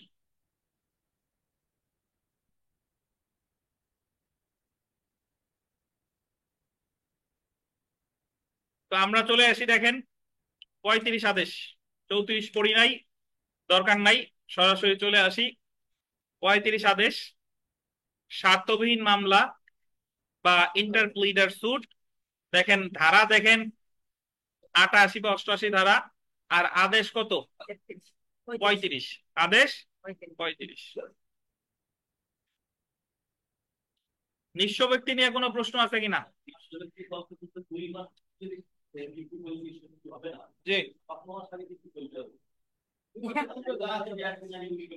মাস করা যাবে না। ধরা হলে প্রশ্নটা ঠিক হয় নাই আপনার, আবার নিজে বুঝে করছেন। মানে 2 মাস যদি আদালত, সে ধরেন আপনি বাদী হিসেবে আবেদন করছেন যে এরকম আমার কোর্ট ফি দেওয়ার ক্ষমতা নাই, আমি নিঃস্ব, এই দেখেন আমার 5,000 টাকার বেশি সম্পত্তি নাই। তখন আদালত যখন অনুসন্ধান করে দেখলো যে আপনার সম্পত্তি ছিল, বাট আপনি 2 মাস আগে সেটা হস্তান্তর বিক্রি করছেন বা দান করছেন, যাই করেন না কেন হস্তান্তর করছেন, তাহলে আপনারে নিঃস্ব ব্যক্তি হিসেবে ঘোষণা করবে না। এগুলো সহজ কথা। আমি এক না না না আমি বলছি 2 মাসের মধ্যে। এইটা আদালতের আচ্ছা 61 দিন পূর্বে মানে কি বুঝেন না? তাহলে 2 মাসের বেশি হয়ে গেছে, তাহলে নিঃস্ব ব্যক্তি ঘোষণা করতে পারে। হ্যাঁ। কিন্তু কত 3 মাসের না করবে না। 2 মাসের মধ্যে যদি আপনি বেঁচে থাকে 7 দিন পর্যন্ত 7 দিনের ভিতরে আমি বিক্রি করে আমি তো জানতে 2 মাস পর হইলে কি আমি বিক্রি করি 5 দিনের বিক্রি করতে আমি নিশ্চয়ই হ্যাঁ আচ্ছা দেখেন স্বার্থবিহীন মামলা বা ইন্টারপ্লিডার সুট। স্বার্থবিহীন মামলা হলো সাধারণত একটা দেওয়ানি মামলা দায়ের করা হয়, বাদী দায়ের করে কোনো প্রতিকারের উদ্দেশ্যে, তার প্রতিকারটা হতে পারে দখল, তার প্রতিকারটা হতে পারে টাকা পয়সা, তার প্রতিকারটা হতে পারে ঘোষণা, যে কোনো একটা স্বার্থের কারণেই সে মামলাটা দায়ের করে। কিন্তু কিছু কিছু মামলা আছে, যিনি মামলা দায়ের করতেছে তার ওই মামলায় কোনো স্বার্থ নাই। এখন প্রশ্ন এসে যায় যে তার যদি স্বার্থ নাই থাকে তাহলে মামলা করিয়া লাভ কি? লাভ আছে, লাভ আছে তো এরকম যে ধরেন আমাদের তানভীর আলম খান রাস্তা দিয়ে হেঁটে যাচ্ছে, হেঁটে যাওয়ার সময় উনি উনার বিশ্ববিদ্যালয় ক্যাম্পাসে একটা iPhone 16 Pro মোবাইল দেখতে পাইছে। পাওয়ার পরে উনি হাতে তুলে নিল। তুলে নেওয়ার পরে এখন উনার কাছে এসে বিশ্ববিদ্যালয়, উনি ফেসবুকে এসে ধরেন স্ট্যাটাস দিল যে অমুক ক্যাম্পাসের অমুক জায়গায় একটা 16 Pro মোবাইল পাওয়া গেছে, যারা নিতে চান প্রয়োজনীয় তথ্য প্রমাণ সহ আমার সাথে যোগাযোগ করুন। এখন দুইজন ব্যক্তি এসে উনাকে বলল, একজন বলতেছে এটা তার মোবাইল আর একজন বলতেছে ওটা তার মোবাইল। এখন তানভীর আলম খান তো নিজে উনি মোবাইলটা রাখতে চায় না, রাখতে চাইলে তো আর উনি ফেসবুকে পোস্ট দিত না। এখন উনি হস্তান্তর করতে চায়। এখন এই মুহূর্তে উনি যদি একজনের দিয়ে দেয়, ধরেন একজন ওনার কাছে মনে হইতেছে যে দুইজনের যে কোনো একজন মালিক, উনি নির্ণয় করতে পারতেছে না। এখন এই মুহূর্তে উনি যদি একজনকে দিয়ে দেয় তাহলে আর একজন কিন্তু আবার তানভীর আলম খানের বিরুদ্ধে আইনগত পদক্ষেপ নিতে পারে যে উনি আমার ইচ্ছা করে মোবাইল দেয় নাই। তাহলে এই ক্ষেত্রে তানভীর আলম খান বাদী হয়ে আদালতে মামলা করবে যে ইওর অনার, আমি অমুক তারিখে একটা মোবাইল পাইছি, এই মোবাইলের যে প্রকৃত যে দাবিদার তাকে আপনি দেখে শুনে মোবাইলটা দিয়ে দেন, আমার কোনো আপত্তি নাই। বাট তাদের কাছ থেকে এই যে আমার মামলা করা বাবদ আমার যে খরচা হলো, আমি শুধু এই মামলা থেকে কি চাই, আমার খরচার টাকাটা যেন আমারে দিয়ে দেয়। বুঝতে পারছেন?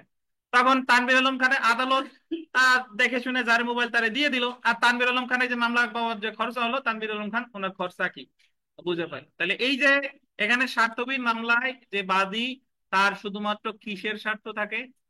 মামলার খরচের স্বার্থ থাকে, আর অন্য কোনো স্বার্থ থাকে না। এবং আরেকটা জিনিস দেখেন যে স্বার্থবিহীন মামলার ক্ষেত্রে সর্বনিম্ন বাদী একজন, বাট সর্বনিম্ন বাদী কয়জন থাকতে পারে? বিবাদী 10 জনও থাকতে পারে, ঠিক আছে, 20 জনও থাকতে পারে, অর্থাৎ দুইয়ের অধিক থাকতে হবে, ঠিক আছে, একের অধিক বা দুই বা ততোধিক। তো আমরা একটু পড়া শুরু করি। এই স্বার্থবিহীন মামলা সম্পর্কে আলোচনা করছে দেওয়ানী কার্যবিধির 88 ধারা, এবং আদেশ হচ্ছে 35, এবং এটাকে ইংরেজিতে কি মামলা বলে? স্বার্থবিহীন মামলা বা ইন্টারপ্লিটার সুট বলে। দেখেন, দেওয়ানী কার্যবিধির 88 ধারা এবং 35 আদেশে স্বার্থবিহীন মামলা সম্পর্কে আলোচনা করা হয়েছে। গোল দিবেন, দুই বা ততোধিক ব্যক্তি অপর কোনো ব্যক্তির নিকট পাওনা টাকা বা কোনো গোল দিবেন স্থাবর বা অস্থাবর সম্পত্তি দাবি করে। কি সম্পত্তি দাবি করে? স্থাবর বা অস্থাবর। এবং যার নিকটটা দাবি করা হয় উক্ত সম্পত্তির উপর গোল দিবেন তার খরচার দাবি ব্যতীত। কি দাবি ব্যতীত? খরচার দাবি ব্যতীত। যদি অন্য কোনো দাবি দেওয়া না থাকে এবং তিনি প্রকৃত মালিকের নিকট উক্ত সম্পত্তি বা অর্থ অর্পণ করতে প্রস্তুত থাকে, তবে সেই সম্পত্তি বা অর্থ কার নিকট অর্পণ করতে হবে সেই বিষয়ে আদালতের সিদ্ধান্ত গ্রহণের জন্য এবং নিজের খরচার, আন্ডারলাইন করে, নিজের খরচার দাবি আদায়ের জন্য উক্তরূপ দাবিগণের দাবিদারগণের সকলের বিরুদ্ধে যে মামলা দায়ের করা হয় তাকে স্বার্থবিহীন মামলা বা ইন্টারপ্লিটার সুট বলে। সহজ ভাষায় বললে, আমি যে কথাটা বললাম যে বাদী মামলা করছে, বাদীর ওই যে বিষয় নিয়ে মামলা করছে, বাদীর ওই সম্পত্তিতে কোনো মোহ নাই, কোনো স্বার্থ নাই। সে যে কোনো একজনের দিতে চায়, বাট আদালতের মাধ্যমে দিতে চায়, কিন্তু তার একটাই চাওয়া, তার মামলা করা বাবদ যে খরচাটা হলো সেই খরচাটা যেন তারে দিয়ে দেওয়া। এটারই কি বলে? স্বার্থবিহীন মামলা বা ইন্টারপ্লিটার সুট। তো আমরা উদাহরণে চলে আসি। দেখেন যে আরিফ একটি সম্পত্তির দখলে আছে, চঞ্চল এবং ডাবলু উক্ত সম্পত্তির দখল দাবি করে। চঞ্চল এবং ডাবলু দাবি করতেছে, আর দখলে আছে হলো আরিফ। উক্ত সম্পত্তিতে আরিফ কোনো স্বার্থ দাবি করে না। আরিফ বলতেছে, ভাই আমি দখলে আছি ঠিকই, বাট আমি এই জায়গার মালিক না, আমি চঞ্চল বা ডাবলু তোমাদের যে কোনো একজন দিয়ে দিতে চাই, বাট আমি দিলে তো, আমি যদি দিয়ে দিই তাহলে ভবিষ্যতে আবার আমার বিরুদ্ধে মামলা করবা, এই কারণে আমি দিব কার মাধ্যমে? আদালতের মাধ্যমে। কিন্তু সে উক্ত সম্পত্তির প্রকৃত মালিককে অর্পণ করতে চাই লিখতে হবে, চাই লেখেন, অন্তত দেন, কি হবে? চাই। আরও স্বার্থবিহীন মামলা বা ইন্টারপ্লিটার সুট দায়ের করতে পারে। স্বার্থবিহীন মামলায় আর্জিতে যে সকল বিষয় উল্লেখ করতে হবে, দেখেন, এক, মামলার বিষয়বস্তুতে গোল দিবেন বাদীর খরচার দাবি ব্যতীত অপর কোনো স্বার্থ নিহিত নাই। তাহলে স্বার্থবিহীন মামলায় কি স্বার্থ থাকে ভাই? শুধু কি? খরচা। বিবাদীগণ পৃথক পৃথক ভাবে তাদের দাবি উল্লেখ করেছে। বিবাদীগণ, একজন এসে বলতেছে আমার সম্পত্তি, আর একজন এসে বলতেছে আমার সম্পত্তি। বাদী এবং বিবাদীর মধ্যে কোন রূপ ষড়যন্ত্র নাই। জেনে রাখা ভালো, এটা গুরুত্বপূর্ণ। দেখেন, স্বার্থবিহীন মামলার বিষয়বস্তুতে বাদীর কোনো স্বার্থ দাবি করে না, বাদী শুধুমাত্র খরচার দাবি করতে পারে। আন্ডারলাইন করবেন, এই লাইনটা গুরুত্বপূর্ণ। এজেন্ট তার প্রিন্সিপালের বিরুদ্ধে, প্রজা তার ভূমি মালিকের বিরুদ্ধে স্বার্থবিহীন মামলা দায়ের করতে পারে না। পরীক্ষায় প্রশ্ন আসবে যে কে কার বিরুদ্ধে স্বার্থবিহীন মামলা করতে পারে না। এজেন্ট কার বিরুদ্ধে? প্রিন্সিপালের বিরুদ্ধে। প্রজা তার কার বিরুদ্ধে? ভূমি মালিকের বিরুদ্ধে। বলেন তো কতদিন আমরা পড়ছিলাম? এই বিথিকা বলেন যে মামলার কোনো পক্ষ যদি মারা যায় তাহলে কোন ধরনের মামলার ক্ষেত্রে সেই মামলাটা অ্যাবেইট হবে না। অন্য কেউ বলেন না, বিথিকা বলেন। ওই জায়গায় তিন ধরনের মামলার কথা ছিল, যে এই তিন ধরনের মামলা অ্যাবেইট হবে না পক্ষগণ মারা গেলেও। প্রশ্ন কি বুঝছেন? মামলার তো পক্ষ, দুই পক্ষই তো থাকে। এখন মারা গেলে, কেউ মারা গেলে ওই মামলাটা পক্ষভুক্ত না হইলেও সেটা অ্যাবেইট হবে না। ধরো বিবাদী, বাদী মারা গেলে আরিফ সাহেব, আপনি পারবেন? বাদী মারা গেলে আপনি প্রশ্নই বুঝেন নাই।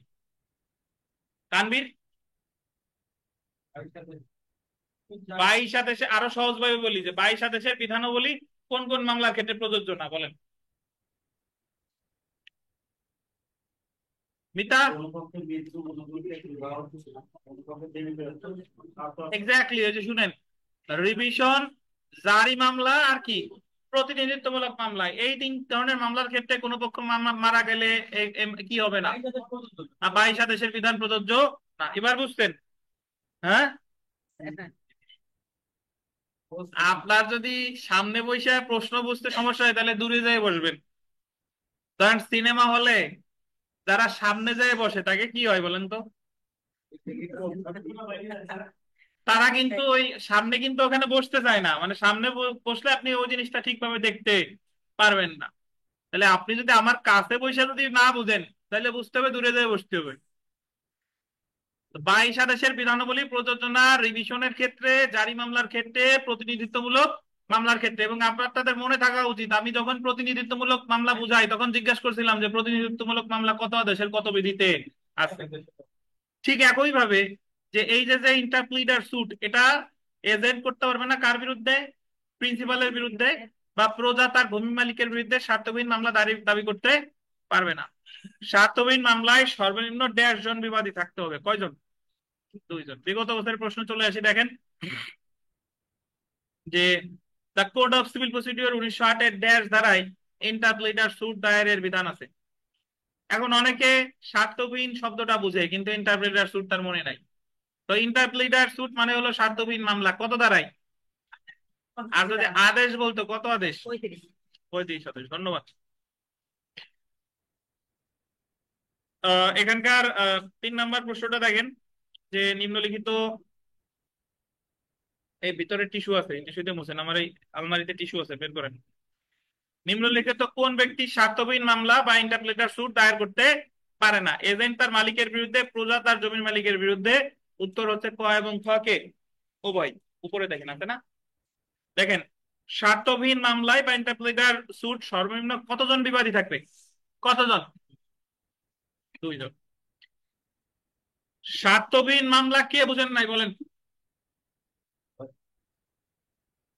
এই আরিফ সাহেব, স্বার্থবিহীন মামলা কারে বলে বলেন? আর্থিক মামলা আছে, যে মামলা করবে তার কোনো স্বার্থ থাকবে না। যেমন যেমন ধরেন আমি কোন একটা জিনিস পাইছি, এই জিনিসটা দামি, কিন্তু আমি চাচ্ছি এই জিনিসটা আমি ভোগ করবো না, হ্যাঁ, আর এই জিনিসটা যার তাকেই আমি দেবো। হ্যাঁ, কিন্তু এর মধ্যে আলামিন আর তাইরা তানভীর, এরা দুজন আবার আমার ওই জিনিসটা নিয়ে কারাকারি শুরু করছে। এবার আমার কোপায় আমার, কারণ আমি তখন দামি জিনিস, এটা দুইজনে কারাকারি হচ্ছে, আমি তো কারে দেবো চিন্তা করে গেলাম। আমি ওই জিনিসটা নিয়ে আমি বললাম ঠিক আছে, আমি এই জিনিসটা আমি কোর্টে মামলা করে দিচ্ছি, তোমরা খালি দুজনে মিলে ওই কোর্টের থেকে তোমরা এই জিনিসটা নিয়ে নিবে। পরে আমি কোর্টে যে স্যারদের মামলাটা করে দিচ্ছি, দেওয়ার পরে ওই যে আমার একটু লেটছি, তা আমার এই 10 ঘন্টা খরচ হয়েছে, এই খরচটা দিয়ে দেয়, 1 লাখ টাকা একটা মোবাইল, ওই খরচটা দিয়ে দেয়। তখন স্যার আমি ওই খরচটা বাদে আর কিছু চাই নাই, 1 লাখ টাকার মোবাইল ওই আলামিন বা আমি দেয় আমি তাকে। পরে আবার আমার স্যার 10,000 টাকা দাবি করে আমি মামলা করছি, আমার এই মতো কোনো সাপ নেই। এইটা সাপ হবে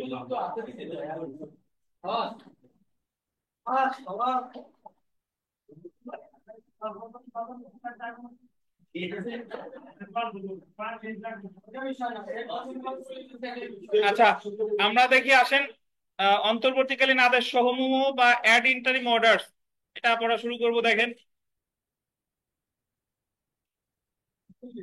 অন্তর্বর্তীকালীন আদেশ সমূহ বা অ্যাড ইন্টারিম অর্ডার, অন্তর্বর্তীকালীন আদেশ আসলে কাকে বলে এটা আমাদের একটু বোঝা দরকার। অন্তর্বর্তীকালীন আদেশ, অন্তর্বর্তী শব্দটা মানে কি? যে জিনিসটা স্থায়ী না। আমাদের দেশে বর্তমানে কি সরকার আছে? অন্তর্বর্তীকালীন সরকার। মানে এই সরকার কি স্থায়ী সরকার না, এরা সাময়িকভাবে আছে। তো ঠিক একইভাবে একটা মামলা চলাকালীন সময়ে যে আদেশগুলো প্রদান করা হয় এবং যে আদেশগুলো চিরস্থায়ী না, তার কার্যকারিতা একটা নির্দিষ্ট সময়ের জন্য, আজীবন না। এবং আদেশগুলো দেওয়া হয় কখন? মামলা চলাকালীন সময়ে। সেই আদেশগুলোকে কি বলে? অন্তর্বর্তীকালীন আদেশ বা অ্যাড ইন্টারিম অর্ডারস। যেরকম আমাদের, আপনার মনে আছে কিনা যে ফৌজদারি কার্যবিধিতে অন্তর্বর্তীকালীন জামিন দেয়, অ্যাড ইন্টারিম বেল, মনে আছে কত ধারায়? 83 ধারায় বলা আছে। 197 ধারার বিধান অনুসারে দেয়, বাট শব্দটা উল্লেখ আছে 86 ধারায়। এবং আমরা কোর্টে প্র্যাকটিসের সময় অন্তর্বর্তীকালীন জামিন যতদিন থাকে ততদিন পর্যন্ত ওই আসামি কিন্তু আজ রেগুলার হাজির হইতে হবে, তার পক্ষে সময়ের আবেদন করলেই কিন্তু পারেন্ট হয়ে যাবে। তখন আমরা আবেদন করি কিসের জন্য? ইওর অনার, যে স্থায়ী জামিন দিতে মর্জি হয়। এবং স্থায়ী জামিন যখন তার হয়ে গেল, তারপরে সময়ের আবেদন করা যায়, বা 205-এর দ্বারা আইনজীবীর মাধ্যমে হাজিরার জন্য আবেদন করা যায়। তো এরকম। তো দেওয়ানি মামলার ক্ষেত্রে মামলা চলাকালীন সময়ে যে আদেশগুলো প্রদান করা হয়, সহজ কথায় সেগুলারই কি বলে? অন্তর্বর্তীকালীন আদেশ বলে। যেরকম উদাহরণস্বরূপ বলা যেতে পারে, একটা মামলা চলাকালীন সময়ে আহ অস্থায়ী নিষেধাজ্ঞার আদেশ দিতে পারে। একটা মামলা চলাকালীন সময়ে কমিশন নিয়োগ করতে পারে। কমিশন সম্পর্কে আমরা হালকা ধারণা পাইছি। কমিশন মানে হলো যে কাজটা আদালত স্বয়ং নিজে করতে পারে না, আদালত কাউরে প্রতিনিধি নিয়োগ করে পাঠায়, যে অমুক আসামি, অমুক বিবাদী অসুস্থ বা অমুক সাক্ষী অসুস্থ, তার জবানবন্দি গ্রহণ করা যাচ্ছে না, আপনি গিয়ে গ্রহণ করে আসেন। তো এই যে যে আদালত যাকে পাঠাচ্ছে প্রতিনিধি, তারাই কি বলে? কমিশন। তাহলে একটা মামলা চলাকালীন সময়ে দেওয়ানি আদালত বিভিন্ন অন্তর্বর্তীকালীন আদেশ দিতে পারে, এবং মামলা চলাকালীন সময়ে যে আদেশগুলো দেওয়া হয় সেই আদেশগুলোরই কি বলে? অন্তর্বর্তীকালীন আদেশ। একটু পড়ি, দেখেন। অন্তর্বর্তীকালীন আদেশ হলো মকদ্দমা চলমান থাকার সময় বা মকদ্দমার কার্যক্রম চলমান থাকার সময় আদালত কর্তৃক জারিকৃত আদেশ, যেগুলো চূড়ান্তভাবে মকদ্দমার বিষয়বস্তুতে পক্ষদ্বয়ের অধিকার এবং দায় নির্ধারণ করে না। আন্ডারলাইন করেন, চূড়ান্তভাবে পক্ষদ্বয়ের অধিকার বা দায় নির্ধারণ করে না। মকদ্দমা দায়ের পর এবং চূড়ান্ত রায়ের আগে আদালত প্রয়োজনীয় অন্তর্বর্তীকালীন আদেশ দিতে পারে। মকদ্দমা দায়ের এবং চূড়ান্ত রায় হওয়ার মধ্যবর্তী সময়ে আদালত মকদ্দমার পক্ষদের অধিকার রক্ষার জন্য অন্তর্বর্তীকালীন আদেশ দিতে পারে। এখন অন্তর্বর্তীকালীন আদেশ কি কি আমরা যদি একটু দেখি, দেখেন। আদালতে আদালতে জমাদানের আদেশ, 24 আদেশ আমরা আলাদা করে পড়বো না, জাস্ট এখানে বলা আছে আদালতে জমাদানের আদেশ। ব্যয়ের জন্য জামানত, এটা আছে কত আদেশে? 25 আদেশে। কমিশন জারি, এটা আমরা পড়বো, কমিশন জারি, ইস্যু অফ কমিশন, এটা আছে কত আদেশে? 26 আদেশ। রায়ের পূর্বে আটক, অ্যারেস্ট বিফোর জাজমেন্ট, এটা আছে 38। রায়ের পূর্বে ক্রোক, এটা আছে 38। অস্থায়ী নিষেধাজ্ঞা, টেম্পোরারি ইনজাংশন, এটা আছে 39। অন্তর্বর্তীকালীন আদেশ, ইন্টারলোকিউটরি অর্ডার, এটা আছে 39। রিসিভার নিয়োগ, এটা আছে কত? 40। তাহলে এই সবগুলাই হচ্ছে আপনার অন্তর্বর্তীকালীন আদেশ। আমরা চলে আসি কমিশন নিয়োগ। কমিশন নিয়োগ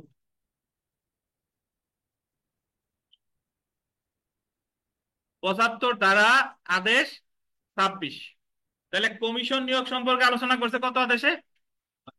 26 আদেশ। আর ধারা কত? এখন কমিশন আসলে কারে বলে?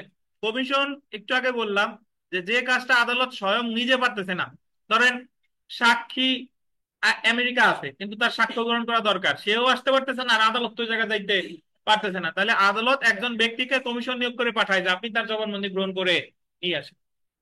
বুঝতে পারছেন? এই যে যে এটা হচ্ছে কি কমিশন। আবার অনেক সময় সম্পত্তি বাটোয়ারার জন্য আদালত করে পাঠালো যে তুমি যাই ভাগ বাটোয়ারা করে দিয়া আসো, এটা কি কমিশন। অনেক সময় সরেজমিনে তদন্তের জন্য আদালত পাঠাইলো যে তুমি আসলেই গিয়ে দেখে আসো তো, যে আসলেই ওর জমিতে 5 লক্ষ টাকার বাস আছে কিনা। সে তো মধ্যবর্তী মুনাফা হিসেবে 5 লক্ষ টাকা দাবি করছে, যে 5 বছরে 5 লক্ষ টাকার বাস বিক্রি করছে, আসলেই কি 5 লক্ষ টাকা বাস ওই জায়গা, 5 বছরে 5 লক্ষ টাকার বাস ওই জায়গা মানে উৎপাদিত হয় কিনা বা বিক্রি করার কোনো সম্ভাবনা আছে কিনা। তো যে কাজটা স্বয়ং আদালত নিজে করতে পারে না, কাউরে নিয়োগ করে পাঠায়, তারাই কি বলে কমিশন। এবং এই কমিশন সম্পর্কে আলোচনা করা হয়েছে আমাদের দেওয়ানি কার্যবিধির 26 আদেশে। আর ধারা কত? 75 ধারা। তানভীর আলম খান, কমিশন কাকে বলে বলেন? কিরকম একটা উদাহরণ দেন। যেমন হচ্ছে সম্পত্তির ভাগ বাটোয়ারার ক্ষেত্রে আদালত কমিশন নিয়োগ করলো, যে কমিশনে গিয়ে সম্পত্তির ভাগ বাটোয়ারা করবে। আচ্ছা, ধন্যবাদ। দেখেন, দেওয়ানি কার্যবিধির অধীন কমিশন অর্থ হলো আদালতের কার্যধারার ব্যবহারের প্রয়োজনে, আন্ডারলাইন করবেন, সাক্ষ্য প্রমাণাদি পেতে বা স্থানীয় তদন্ত করতে বা সম্পত্তি বাটোয়ারা করতে আদালত বা বিচারক কর্তৃক প্রদত্ত কর্তৃত্ব। অনেক ক্ষেত্রে আদালতে সাক্ষীর সাক্ষ্য গ্রহণ সম্ভব নাও হতে পারে। এই যে দেখছেন, যেমন যদি সাক্ষী অসুস্থ হয়, সেই ক্ষেত্রে আদালত কোনো ব্যক্তিকে কমিশন নিয়োগ করে অর্থাৎ সাক্ষ্য গ্রহণের ক্ষমতা অর্পণ করে। বললো যে সাক্ষী যেহেতু দুরারোগ্য ব্যাধিতে আক্রান্ত, আপনি গিয়ে সাক্ষীর জবানবন্দি গ্রহণ করে আসেন। দেওয়ানি কার্যবিধির 75, 76, 77, 78 ধারাসমূহে এবং 26 আদেশে মামলার সাক্ষ্য গ্রহণ, সরেজমিনে তদন্ত, হিসাব নিরীক্ষা, সম্পত্তির ভাগ বাটোয়ারার জন্য কমিশন প্রেরণ এবং কমিশনের বিধানাবলী, এখতিয়ার ও ক্ষমতা ইত্যাদি বর্ণনা করা হয়েছে। তাহলে কমিশন সংক্রান্ত বিধানাবলী বিস্তারিত আলোচনা করছে কত আদেশে? 26 আদেশে। আর ধারা হলো 75 থেকে কত? 78। আমরা প্রথমেই চলে আসি 75 ধারা। দেখেন, তার আগে একটু জিজ্ঞাসা করি, এই বলেন আরিফ সাহেব, এক কথায় উত্তর দিবেন, আমাদের দেওয়ানি কার্যবিধির ধারা এবং আদেশ সমূহের মধ্যে অ্যাকচুয়ালি পার্থক্য কি? ধারার আদেশ। হুম, পারবেন? ধারার আদেশের মতো পার্থক্য সিম্পলই তো জানতে চাচ্ছি, বলেন। ওইগুলি পারবে। স্যার, এই ধারা আদেশ যদি এই ধারা আদেশ আর কয়বার কইলি, এমনি 3-4 মিনিট হয়ে যাবে। আলামিন বলেন। তারা হচ্ছে মানে আপনার সাবস্টেন্সিভ নেচারের এখানে অনেক কিছু মানে ওরকম ভাবে মানে হ্যাঁ ওরকম ভাবে বিস্তারিত বলা নাই, কিন্তু ওইগুলোর বিস্তারিত বলা হয়েছিল আপনার না ধরে যেরকম গায়ন পুরাণ সেগুলোর মধ্যে কিছু কিছু জিনিস বলা আছে, যে জিনিসটা আসলে ওরকম ভাবে বিস্তারিত বলা নাই, সেগুলো বলা আছে হাদিসে। ওইটার ব্যাখ্যা আর কি হাদিসে বলা আছে, সেরকম তারা কিছু কিছু বিষয় আসলে মানে জাস্ট মানে বলে গেছে, তত্ত্বগত ভাবে বলে গেছে, কিন্তু এটা বিস্তারিত ভাবে বলা নেই। এটা বলে দেশে আপনার ধরেন আদেশ দিল আছে বিস্তারিত ভাবে। আর এই স্যার যে 7টা সাবজেক্টের মধ্যে 5টা দুইয়ে আচ্ছা থামেন, বিষয়টা খুব ইজি। মানে ধারায় যে কথাটা এক কথাই বলছে, আদেশে সেই কথাগুলো কি বিস্তারিত ব্যাখ্যা করছে। এই তো ব্যাখ্যা। আপনি বুঝলে যে কোনো জিনিস এক কথায় বলা যায়, না বুঝলে এক কথায় টানে টানে সারাদিন পেঁচাইতে হবে। দেখেন, দেওয়ানি কার্যবিধির 75 ধারা অনুযায়ী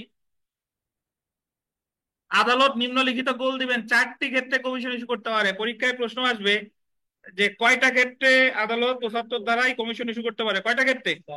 4টা ক্ষেত্রে। 1 নাম্বার দেখেন, কোন ব্যক্তির জবানবন্দি গ্রহণ বা সাক্ষ্য গ্রহণ করতে, কোন ব্যক্তির জবানবন্দি গ্রহণ বা কি সাক্ষ্য গ্রহণ করতে, to examine any person, to examine any person. পাশে লেখেন আদেশ 26 বিধি 1 থেকে 8, আদেশ 26 বিধি 1 থেকে 8 একটু পাশে লেখেন।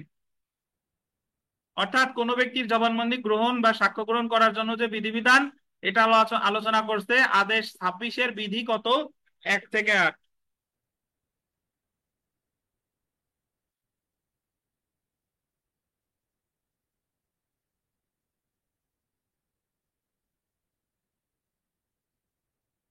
আচ্ছা, তারপরে দেখেন 2 নাম্বার, স্থানীয় বা সরেজমিনে তদন্ত অনুষ্ঠানের জন্য, স্থানীয় বা সরেজমিনে তদন্ত অনুষ্ঠানের জন্য to make a local investigation লিখবেন আদেশ 26 বিধি নয়, আদেশ 26 বিধি নয়। তো যদি আপনাকে বলে যে সরেজমিনের তদন্ত বা লোকাল ইনভেস্টিগেশনের ক্ষেত্রে কমিশন ইস্যু করে 26 আদেশের কত বিধিতে? 9 বিধিতে। লিখছেন? তারপরে দেখেন 3 নাম্বার, হিসাব পরীক্ষা ও সমন্বয় করতে to examine and adjust accounts, হিসাব পরীক্ষা সমন্বয় করতে এটা লিখবেন আদেশ 26 বিধি 11, আদেশ 26 বিধি 11।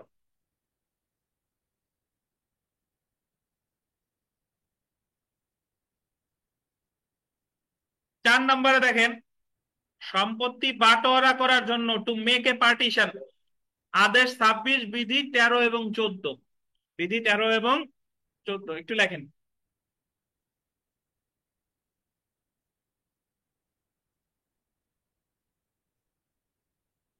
তাহলে এখানে একটা জিনিস দেখেন যে কোনো ব্যক্তির জবানবন্দি বা সাক্ষ্য গ্রহণ করতে কমিশন 26 আদেশের কত বিধি? 1 থেকে 8। সরেজমিনে তদন্ত 26 আদেশের কত বিধি? 9 বিধি। হিসাব পরীক্ষা সমন্বয় করতে 26 আদেশের কত বিধি? 11 বিধি। সম্পত্তি বাটোয়ারা কত? 13 আর 14। ধন্যবাদ। আমরা একটু চলে আসি 26 আদেশের 1 বিধি, সাক্ষীর জবানবন্দি গ্রহণের জন্য কমিশন। কোন ব্যক্তির জবানবন্দি গ্রহণের জন্য কোন কোন ক্ষেত্রে, এই 3টা শব্দ বলতেন, কোন কোন ক্ষেত্রে, কোন কোন ক্ষেত্রে আদালত কমিশন ইস্যু করতে পারবে তা 26 আদেশের 1 বিধিতে উল্লেখ করা হয়েছে। মানে কোন ব্যক্তির জবানবন্দি গ্রহণ করার জন্য কোন কোন ক্ষেত্র, মানে কি, মানে কোন কোন কারণে কারো জবানবন্দি গ্রহণের জন্য কমিশন ইস্যু করতে পারবে, এটা বলছে 26 আদেশের 1।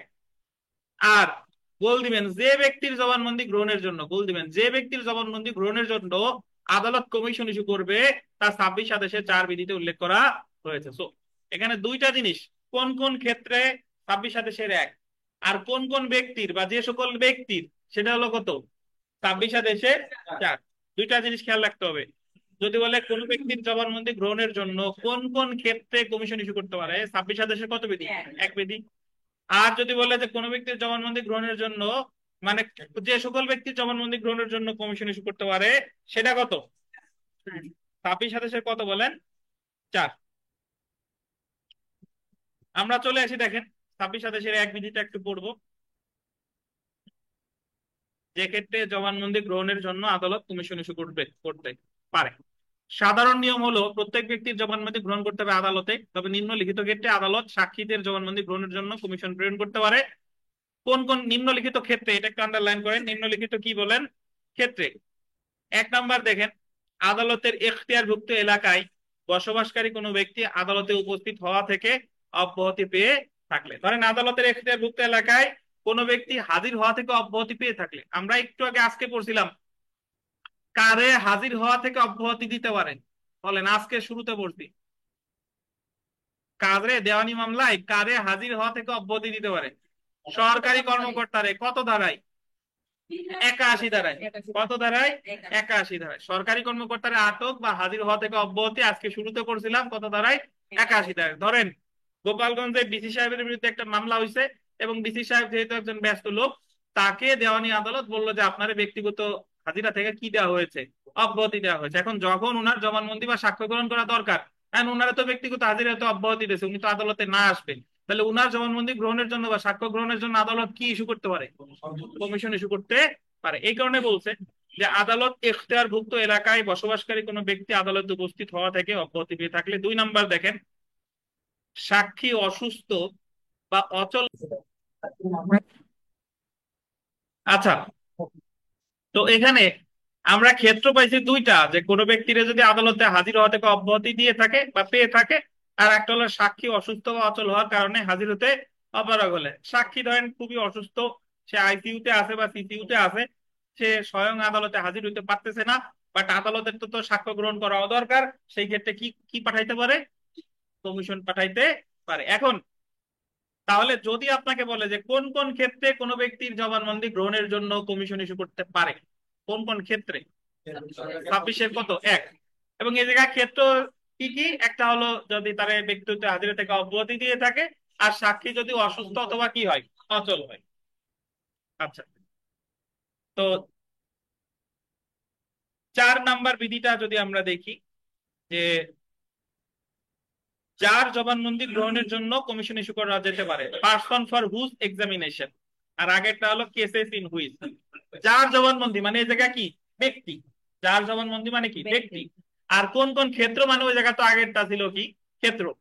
তাহলে এখানে আদালত সাক্ষীর জবানবন্দি গ্রহণের জন্য কমিশন ইস্যু করতে পারে 1 নাম্বার, যদি উক্ত ব্যক্তি আদালতের স্থানীয় এখতিয়ারের সীমার বাইরে বসবাস, ধরেন মামলা চলতেছে গোপালগঞ্জ সহকারী জজ আদালতে, আর ওই সাক্ষী বাস করে ধরেন কক্সেস বাজারের রামুতে।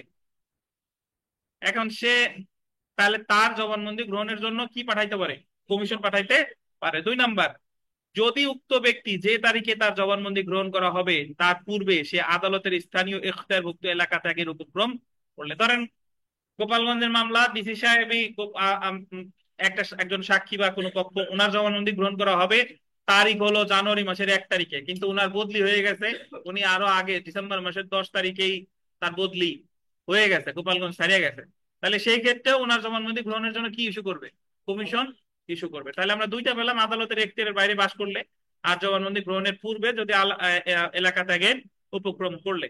3 নাম্বার দেখেন, আদালতের মতে আন্ডারলাইন করবেন, প্রজাতন্ত্রের চাকুরিতে কর্মরত কোনো ব্যক্তি যে জনসেবার ক্ষতি ব্যতীত উপস্থিত হতে পারবে না, সেরূপ ব্যক্তিদের জবানবন্দি গ্রহণের জন্য আদালত কমিশন ইস্যু করতে পারে। প্রজাতন্ত্রের কর্মচারী, ধরেন একজন সরকারি কর্মকর্তা, এসপি সাহেব হলো, ডিসি সাহেব হলো, বিচারক হলো, তারে যদি সাক্ষ্য প্রদান করতে আসতে হয়, তাহলে ওই দিনের তার দায়িত্ব রেখে আসতে হয়, যাতে জনগণের কি হওয়ার আশঙ্কা আছে, ক্ষতি হওয়ার আশঙ্কা আছে, তাহলে তার আর স্বয়ং আসার দরকার নাই।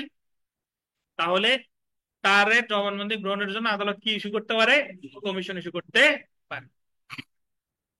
আচ্ছা, এখন তাহলে আমরা যদি এইভাবে চিন্তা করি ভাই, দেখেন যে কোন ব্যক্তির জবানবন্দি গ্রহণের জন্য কমিশন ইস্যু সম্পর্কে আলোচনা করছে 26 আদেশের 1 থেকে 8। 1 থেকে 8 কোন কোন ক্ষেত্রে বললে 26 আদেশের 1, কোন কোন ব্যক্তির ক্ষেত্রে বললে 26 আদেশের কত? 4। কোন কোন ক্ষেত্রে বললে যারে হাজিরা থেকে অব্যাহতি দেওয়া হয়েছে, সাক্ষী অচল বা অসুস্থ। আর কোন কোন ব্যক্তির ক্ষেত্রে বললে যে আদালতের এখতিয়ারের বাইরে বসবাস করে, যে শুনানির আগেই এখতিয়ার ত্যাগের উপক্রম হলে। আর একটা হচ্ছে যে যারে হাজির করলে জনসাধারণের ক্ষতি হতে পারে, এই সকল ব্যক্তির ক্ষেত্রে। এটা আছে 26 আদেশের কত?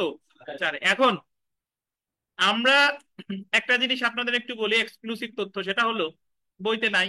সেটা হলো যে আমরা জানি যে পক্ষ সাক্ষী হাজির করে, সেই পক্ষ যখন তার সাক্ষীর এই প্রশ্ন জিজ্ঞাসা করে, তখন তারে বলে হচ্ছে কি? Examination in chief. Examination in chief বা জবানবন্দি। এবং প্রতিপক্ষের আইনজীবী যখন তারে প্রশ্ন করবে, তখন সেটারে কি বলে?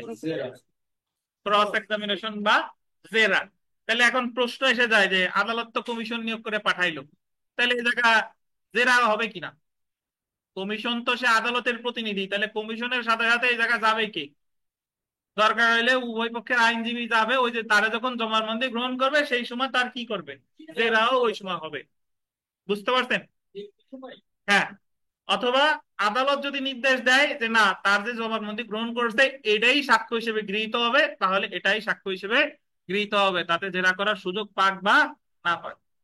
আর নর্মালি প্র্যাকটিক্যালে যেটা করবে সেটা হচ্ছে যে ওই যে কমিশন গেল, ওই জায়গায় উকিল সাহেবরা যায়, ওই সময় ওই যে কমিশন তো রেকর্ড করতেছে, জবানবন্দি রেকর্ড করবে, দরকার হলে ওই সময়ও কি করবে? জেরা করবে। বুঝতে পারছেন? আচ্ছা, তো আমরা বিগত বছরের প্রশ্নে আসি। 1 নাম্বার প্রশ্ন দেখেন, পার্সনস ফর হুজ এক্সামিনেশন, এ জায়গা বলছে কি ক্ষেত্র নাকি ব্যক্তি? পার্সনস বলছে। Persons for whose examination commission may issue, তাহলে এটা 26 আদেশের কত? 4। বি থেকে আগের তো বলে আছে 26 আদেশের 1। 26 আদেশের কত? 4। ব্যক্তি বললে 26 আদেশের কত? 4। আর কোন কোন ক্ষেত্র বললে 26 আদেশের কত? 1। এটার ইংরেজিতে বলছে পার্সন ফর হুজ এক্সামিনেশন। আর ক্ষেত্র বললে কেসেস ইন হুইচ। এটা বুঝছেন? আচ্ছা, আমরা এখন চলে আসবো 26 আদেশের 9 বিধি। ভিভিআই একটা টপিক, লিখিত পরীক্ষায় 26 থেকে প্রশ্ন আসে এবং এখান থেকে প্রিলিমিনারির জন্য গুরুত্বপূর্ণ। 26 9 দেখেন, স্থানীয় বা সরজমিনের তদন্তের জন্য কমিশন, ইংরেজিতে বলে কমিশন টু লোকাল ইনভেস্টিগেশন। এটা আর জবানবন্দি গ্রহণের জন্য না, এটা কিসের জন্য? স্থানীয় বা সরজমিনের তদন্তের জন্য কমিশন। কততে আছে? 26 কত বিধি? 9 বিধি। তো এখানে আপনারা যাদের লেখা নাই, আমি একটু কতগুলো কথা বলি, বা অনলাইনে যারা আছেন স্ক্রিনে লেখা আছে আমি একটু বলি, লেখাগুলো একটু লেখেন, তারপরে আমি এই জিনিসটা ব্যাখ্যা দিচ্ছি।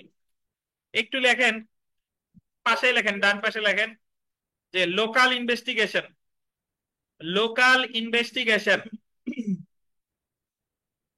লোকাল ইনভেস্টিগেশন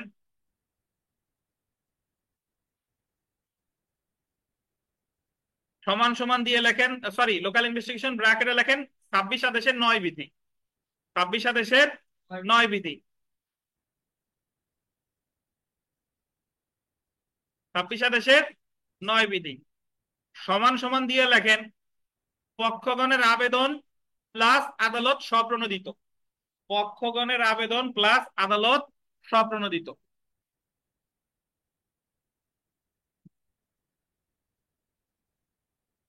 স্বপ্রণোদিত, আদালত স্বপ্রণোদিত। তাহলে লিখবেন 26 সরি, লোকাল ইনভেস্টিগেশন 26 বিধি সমান সমান দিয়ে লিখবেন পক্ষগণের আবেদন প্লাস আদালত স্বপ্রণোদিত। তারপরে নিচে লেখেন local inspection, local inspection, INSPECTION, local inspection ব্র্যাকেটে লিখবেন 39 বিধি, 39 বিধি,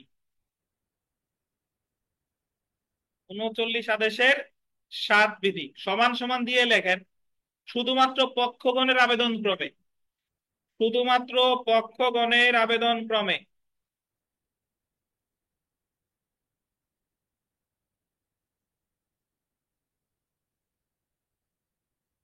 আচ্ছা, এর নিচে আবার লেখেন লোকাল ইনস্পেকশন, লোকাল ইনস্পেকশন আবার লেখেন লোকাল ইনস্পেকশন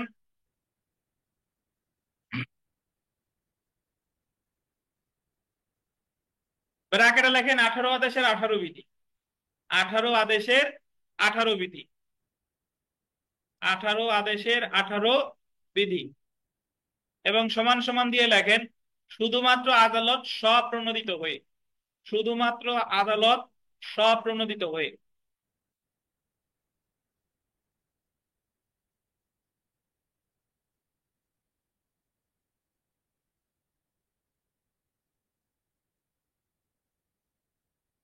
শুধুমাত্র আদালত স্বপ্রণোদিত হয়ে। যারা লিখেছেন তাদের উদ্দেশ্যে আবার আমি একটু শুরু থেকে বলি যে লোকাল ইনভেস্টিগেশন ব্র্যাকেটে লিখবেন 26 বিধি সমান দিয়ে লিখবেন পক্ষগণের আবেদন প্লাস আদালত স্বপ্রণোদিত হয়ে। লোকাল ইন্সপেকশন 39 বিধি সমান দিয়ে লিখবেন শুধুমাত্র পক্ষগণের আবেদন ক্রমে এবং সবশেষে আছে লোকাল ইন্সপেকশন আবার 18 বিধি সমান দিয়ে লিখবেন শুধুমাত্র আদালত স্বপ্রণোদিত হয়ে। এখন এই কথাগুলোর অর্থ আসলে কি? এই কথাগুলোর অর্থ হলো স্থানীয় তদন্ত, যেটা 26 বিধি আমরা যে মাত্র পড়বো, এই স্থানীয় তদন্তের জন্য কমিশন ইস্যু করতে পারে, আদালত নিজের ইচ্ছায়ও পারে অথবা পক্ষগণের আবেদনের ভিত্তিতেও পারে। আদালত নিজের ইচ্ছা, আদালতের কাছে কেউ আবেদন করে নাই, আদালতের কাছে মনে হলো যে একজন লোকাল লোকাল ইনভেস্টিগেশন করা দরকার, উনি ওই জমি দেখার জন্য বা সরেজমিনের তদন্তের জন্য একজন কমিশন নিয়োগ করে পাঠাইতে পারে, অথবা বাদী বা বিবাদীর আবেদন ক্রমেও পারে। বুঝতে পারছেন? আর লোকাল ইনভেস্টিগেশনের ক্ষেত্রে কোন কোন বিষয়ে লোকাল ইনভেস্টিগেশন করা যায় সেটাই যে এখনই পড়বো। 26 বিধিতে গ্রাউন্ড গুলো বলা আছে। তো আগে লোকাল ইনভেস্টিগেশনটা শেষ করি, তারপর লোকাল ইন্সপেকশনে আসতেছি। দেখেন, তো দেখেন দেওয়ানি কার্যবিধির 26 বিধির অধীন আদালত সরজমিনে তদন্তের লোকাল ইনভেস্টিগেশনের জন্য কমিশন ইস্যু করতে পারে। নিম্নলিখিত কারণে আদালত সরজমিনে তদন্তের জন্য কমিশন ইস্যু করতে পারে। কি কি দেখেন? মামলার বিরোধীয় কোনো বিষয় ব্যাখ্যা করার জন্য, বিরোধীয় বিষয় মানে হলো যে বিষয়টা নিয়ে মামলা হয়েছে সেই বিষয় ব্যাখ্যা করার জন্য আদালত পক্ষগণের মধ্যে ব্যাখ্যা করার জন্য কোনো কমিশন ইস্যু করতে পারে। তারপরে দেখেন কোন সম্পত্তির আন্ডারলাইন করবেন বাজার দর, সম্পত্তির বাজার দর মানে কি? ওই সম্পত্তির মূল্য কত, মধ্যবর্তী মুনাফা, মিন প্রফিট। এই তানবীর, মধ্যবর্তী মুনাফা কারে বলে বলেন? আচ্ছা,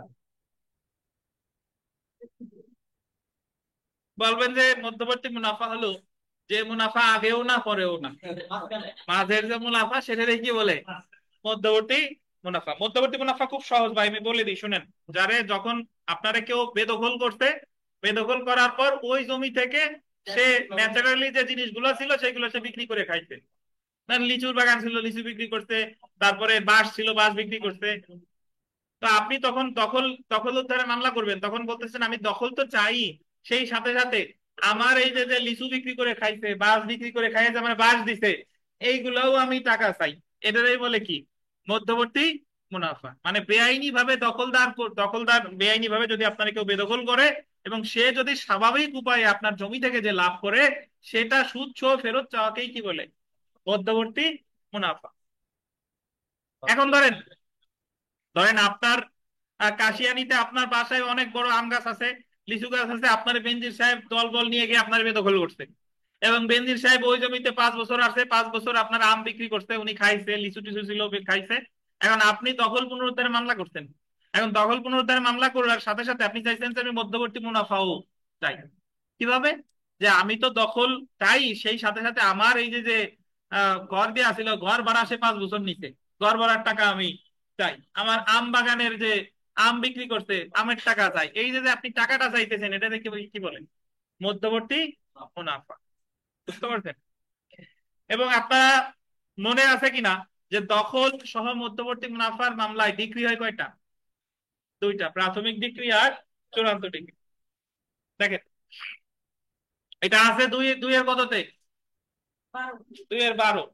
2-12। তাহলে দেখেন, কোন সম্পত্তির বাজার দর, মধ্যবর্তী মুনাফা, ক্ষতিপূরণের টাকা, বাৎসরিক প্রকৃত মুনাফা নির্ণয় করার জন্য লোকাল ইনভেস্টিগেশনের জন্য কমিশন নিয়োগ করতে পারে। তাহলে এইগুলা ছাড়া অন্য কোনো ক্ষেত্রে কিন্তু সরজমিনের তদন্তের জন্য কমিশন ইস্যু করবে না। কি কি কিসের জন্য পারে? বিরোধী বিষয় ব্যাখ্যা করার জন্য, কোন সম্পত্তির বাজার দর, মধ্যবর্তী মুনাফা, ক্ষতিপূরণের টাকা আর বাৎসরিক কি প্রকৃত মুনাফা নির্ণয় করার জন্য। তারপরে দেখেন, আদালত কর্তৃক নির্ধারিত অনধিক গোল দিবেন 3 মাসের মধ্যে স্থানীয় তদন্তের প্রতিবেদন জমা দিতে হবে। কয় মাসের মধ্যে? এটা গুরুত্বপূর্ণ, পরীক্ষায় প্রশ্ন আসবে যে স্থানীয় তদন্তের প্রতিবেদন জমা দিবে কয় মাসের মধ্যে। কয় মাস? অনধিক 3 মাস। অনধিক 3 মাস মানে হলো সর্বোচ্চ 3 মাস। এখন শুনেন, স্থানীয় তদন্ত তো আমরা বুঝছি। এখন লোকাল ইন্সপেকশন বা স্থানীয় ইন্সপেকশন শব্দের অর্থ হলো পরিদর্শন। এখন আমরা এখানে দেখলাম যে লোকাল ইন্সপেকশন আছে 39-এর সাথে আর আছে কততে? 18-18-তে। তাহলে এই দুইটার ভিতরে আসলে পার্থক্য কি? 39-এর সাথে শুধু আবেদন করতে পারবে কে? পক্ষগণ।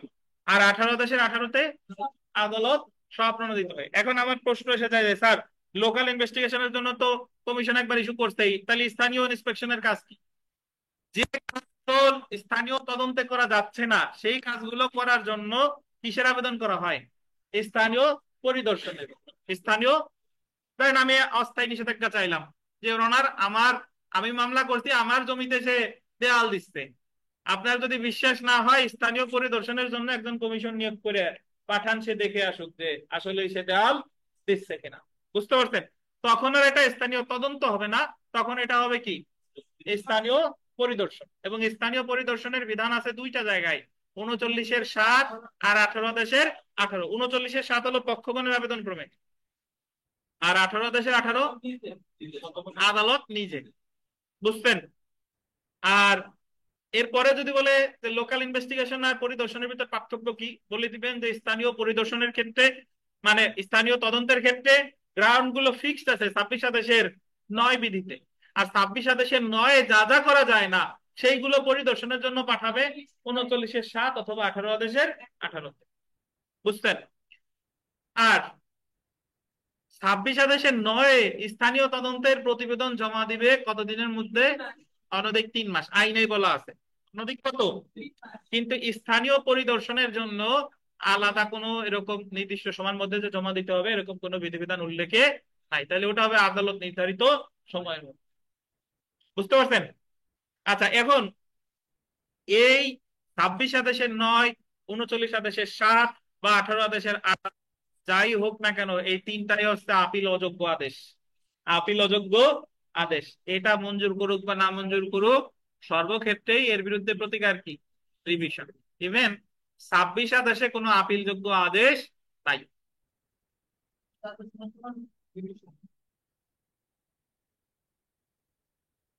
বুঝছেন?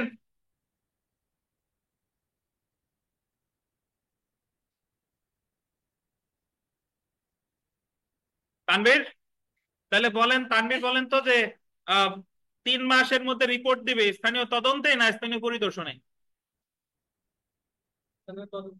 স্থানীয় তদন্তে। আর পরিদর্শনে কোনো নির্দিষ্ট সময় নাই। আর স্থানীয় ধরেন আপনি মামলার বাদী, আপনি কি স্থানীয় তদন্তের জন্য আবেদন করতে পারবেন? বিবাদীও পারবে, বাদীও পারবে, আদালত সহপ্রণোদিতও পারবে। আপনি আবেদন করলেন, আপনার আবেদন না মঞ্জুর হয়েছে, আপনার প্রতিকার কি? আপনার আবেদন মঞ্জুর হয়েছে, অপরপক্ষের প্রতিকার কি? রিভিশন। বুঝতে পারছেন? ধন্যবাদ। তো আমরা প্রায় আজকে শেষ পর্যায়ে আসছি। আর একটু দেখি, দেখেন বিগত বছরের প্রশ্ন যে স্থানীয় তদন্ত বা পরিদর্শন করে কোন কাজটি করা যায় না। দেখেন, বিরোধী বিষয় ব্যাখ্যা করা যায়, সম্পত্তির বাজার দর নিরূপণ করা যায়, ক্ষতিপূরণের পরিমাণ নির্ধারণ করা যায়। যেটা যায় না সেটা হলো কি? সম্পত্তির দখলকার নির্ধারণ। কারণ এটা কি 26 আদেশের 9 বিধিতে আছে? নাই। আর দখলকার নির্ধারণের দায়িত্ব একমাত্র কার জানেন? আদালতের। সে জাস্ট এসে আদালতে বলতে পারে যে ওর ওনার আমি দেখে আসছি অমুক দখলে আছে, কিন্তু প্রকৃত দখলকার কে হবে এটা নির্ধারণ করবে কে? আদালত। 2 নাম্বার দেখেন, লোকাল ইনভেস্টিগেশন বা সরজমিনে তদন্তের বিধান দেওয়ানি কার্যবিধির কোথায় আছে? সরজমিনে তদন্ত কত? 26 আদেশের 9 বিধি। তা আমরা চলে আসি, আমরা 75 ধারায় পড়ছিলাম যে কমিশন ইস্যু করতে পারে কয়টা ক্ষেত্রে? 4টা ক্ষেত্রে। জবানবন্দি গ্রহণের জন্য হলো 1 থেকে 8 বিধি, সরজমিনে তদন্ত কত? 9 বিধি। আর 2টা বাদ আছে। দেখেন 26 আদেশের 11 বিধি, হিসাব পরীক্ষা করার বা সমন্বয় করার জন্য আদালত কমিশন ইস্যু করতে পারে। দেওয়ানি কার্যবিধির 26 আদেশের 11 নিয়ম অনুসারে কোনো মামলায় আন্ডারলাইন করেন হিসাবপত্র পরীক্ষা বা সংশোধন করা প্রয়োজন হলে আদালত যাকে উপযুক্ত মনে করে তার নিকট কমিশন প্রেরণ করে উক্ত হিসাব পরীক্ষা বা সংশোধন করার আদেশ দিতে পারে। ধরেন বিষয়টা এরকম যে বেক্সিমকো কোম্পানি নিয়ে একটা হিসাব রিলেটেড গড়বড় নিয়ে একটা দেওয়ানি মামলা হয়েছে। এখন ওই বেক্সিমকোর যে হিসাব টিসাব আছে সবকিছু তো আছে কম্পিউটার রিলেটেড বা অনেক অনেক কাগজপত্র, এগুলা তো আদালতে উপস্থিত করা কি সম্ভব না। তখন আদালত কাউকে কমিশন নিয়োগ করে পাঠাইতে পারে যে আপনি হিসাব পরীক্ষা করে আসেন বা সমন্বয় করে আসেন, যে আসলে কি কি আছে দেখে আসেন। বুঝতে পারছেন? তাহলে এটাও 26 আদেশের কততে? 11তে। আর 26 আদেশের 11তে যে হিসাবের সমন্বয় করার জন্য যে পাঠাইলো, এটা মঞ্জুর হোক বা না মঞ্জুর হোক, কি আদেশ? আপিল অযোগ্য আদেশ। তার মানে হচ্ছে প্রতিকার হচ্ছে রিভিশন। ধন্যবাদ। তারপরে আসেন 26 আদেশের 13 বিধি, সম্পত্তি বাটোয়ারার জন্য commission, commission to make partition. বাটোয়ারার জন্য কমিশন। দেখেন দেওয়ানি কার্যবিধির 26 আদেশের 13 ও 14 নিয়ম অনুসারে যদি সম্পত্তি বাটোয়ারার জন্য প্রাথমিক ডিক্রি প্রদত্ত হয়ে থাকে এবং বিষয়টি যদি দেওয়ানি কার্যবিধির আন্ডারলাইন করবেন 54 ধারার আওতায় না পড়ে, তবে আদালত যাকে উপযুক্ত মনে করবে তার নিকট কমিশন প্রেরণ করে প্রাথমিক ডিক্রিতে বর্ণিত শর্ত অনুসারে সম্পত্তি বাটোয়ারা করাবে। শুনেন, বাটোয়ারার বিধান এর আগে আমরা পড়ছি 54 ধারায় আর 20 আদেশের 18 বিধিতে। 20 আদেশের 18 বিধিতে 54 ধারা আর 20 আদেশের 18তে বাটোয়ারা করে হলো জেলা কালেক্টর, রাজস্ব প্রদানকারী ভূমির ক্ষেত্রে। বুঝতে পারছেন? যে জায়গায় ডিসি বাটোয়ারা করবে সেই জায়গায় আদালত কমিশন নিয়োগ করবে না। যদি কোনো জায়গায় কোনো ক্ষেত্র 54তে না পড়ে, মানে ডিসি বাটোয়ারা না করে, তাহলে আদালত কমিশন নিয়োগ করে সম্পত্তিটা বাটোয়ারা করাবে। 26 আদেশের 13 আর 14। বুঝতে পারছেন? তাহলে বাটোয়ারা রিলেটেড বিধান আমরা 54 ধারায় পাইছি, 20 আদেশের 18 বিধিতে পাইছি, আর 26 আদেশের কত? 13 আর 14। তো এর ভিতরে পার্থক্য হলো 54 সমান সমান 20 আদেশের 18 বিধি ডিসি, আর উনি পরে হচ্ছে কি রাজস্ব প্রদানকারী ভূমির ক্ষেত্রে। আর এই যে 26 আদেশের 13 বিধিতে কমিশন নিয়োগ করে বাটোয়ারার জন্য, যে ক্ষেত্রে কোনটা প্রযোজ্য না? 54 ধারা প্রযোজ্য। ঠিক। তো এই ছিল আমাদের কমিশন রিলেটেড। আমরা বিগত বছরের একটা প্রশ্ন আছে, এটা একটু পড়ে ফেলি। দেখেন নিম্নের কোন ক্ষেত্রে দেওয়ানি কার্যবিধির অর্ডার 26-এর বিধান অনুযায়ী কমিশন ইস্যুর আদেশ দেওয়া যায় না? স্থাবর সম্পত্তির ভাগ বন্টন, নালিশি জমি কোন নির্দিষ্ট দাগভুক্ত কিনা নির্ধারণ, কোন দলিল বর্ণিত জমি নির্দিষ্ট কোন দাগভুক্ত কিনা নির্ধারণ, নালিশি জমিতে কোনো পক্ষের সত্ত্ব আছে কিনা তা নির্ধারণ করতে। সত্ত্ব অ্যাকচুয়ালি আছে কি আছে না এটা নির্ধারণ করার দায়িত্ব কার? আদালতের। এই কারণে কিন্তু কমিশন ইস্যু করবে না। তো এখানে যে প্রশ্নগুলো আছে মোটামুটি সবই গুরুত্বপূর্ণ, সব ভালোভাবে পড়ে ফেলবেন। তো যেটা সবচেয়ে গুরুত্বপূর্ণ, এখানে আমরা একটা জিনিস পড়ি নাই, 14 নাম্বার প্রশ্ন দেখেন, 14 নাম্বার প্রশ্ন এটা আমরা এর ভিতরে পড়ি নাই, যে বাংলাদেশের বাইরে বসবাসরত কোনো ব্যক্তিকে সাক্ষ্য দেওয়ার জন্য আদালত কমিশন বা অনুরোধ পত্র দিবে। বাংলাদেশের বাইরে যে অবস্থান করে তার সাক্ষ্য গ্রহণ করার জন্য কমিশন প্রেরণ করতে পারে। এটা আছে 26 আদেশের 5 বিধিতে। কয় বিধি বলেন? 26 আদেশের 5 বিধি। 15 নম্বরটা দেখেন, এটা গুরুত্বপূর্ণ। সম্পত্তি বাটোয়ারা সম্পর্কে আদালতে রিপোর্ট দিতে হবে কয় মাসের মধ্যে? 3 মাস। তাহলে স্থানীয় তদন্ত 3 মাস, সম্পত্তি বাটোয়ারাও কয় মাস? 3 মাস। বুঝতে পারছেন? তো আগামী দিন আমরা খুবই গুরুত্বপূর্ণ একটা জিনিস পড়া শুরু করব, রায়ের পূর্বে গ্রেফতার, রোগ, আটক। তো আজকে মোটামুটি এই পর্যন্তই। এখন ক্লাস টেস্ট অনুষ্ঠিত হবে।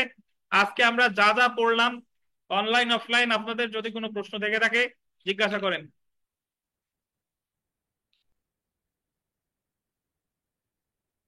আর প্রশ্ন না থাকলে আমরা সরাসরি পরীক্ষায় চলে আসি। ঠিক আছে, ভালো থাকেন, আল্লাহ হাফেজ।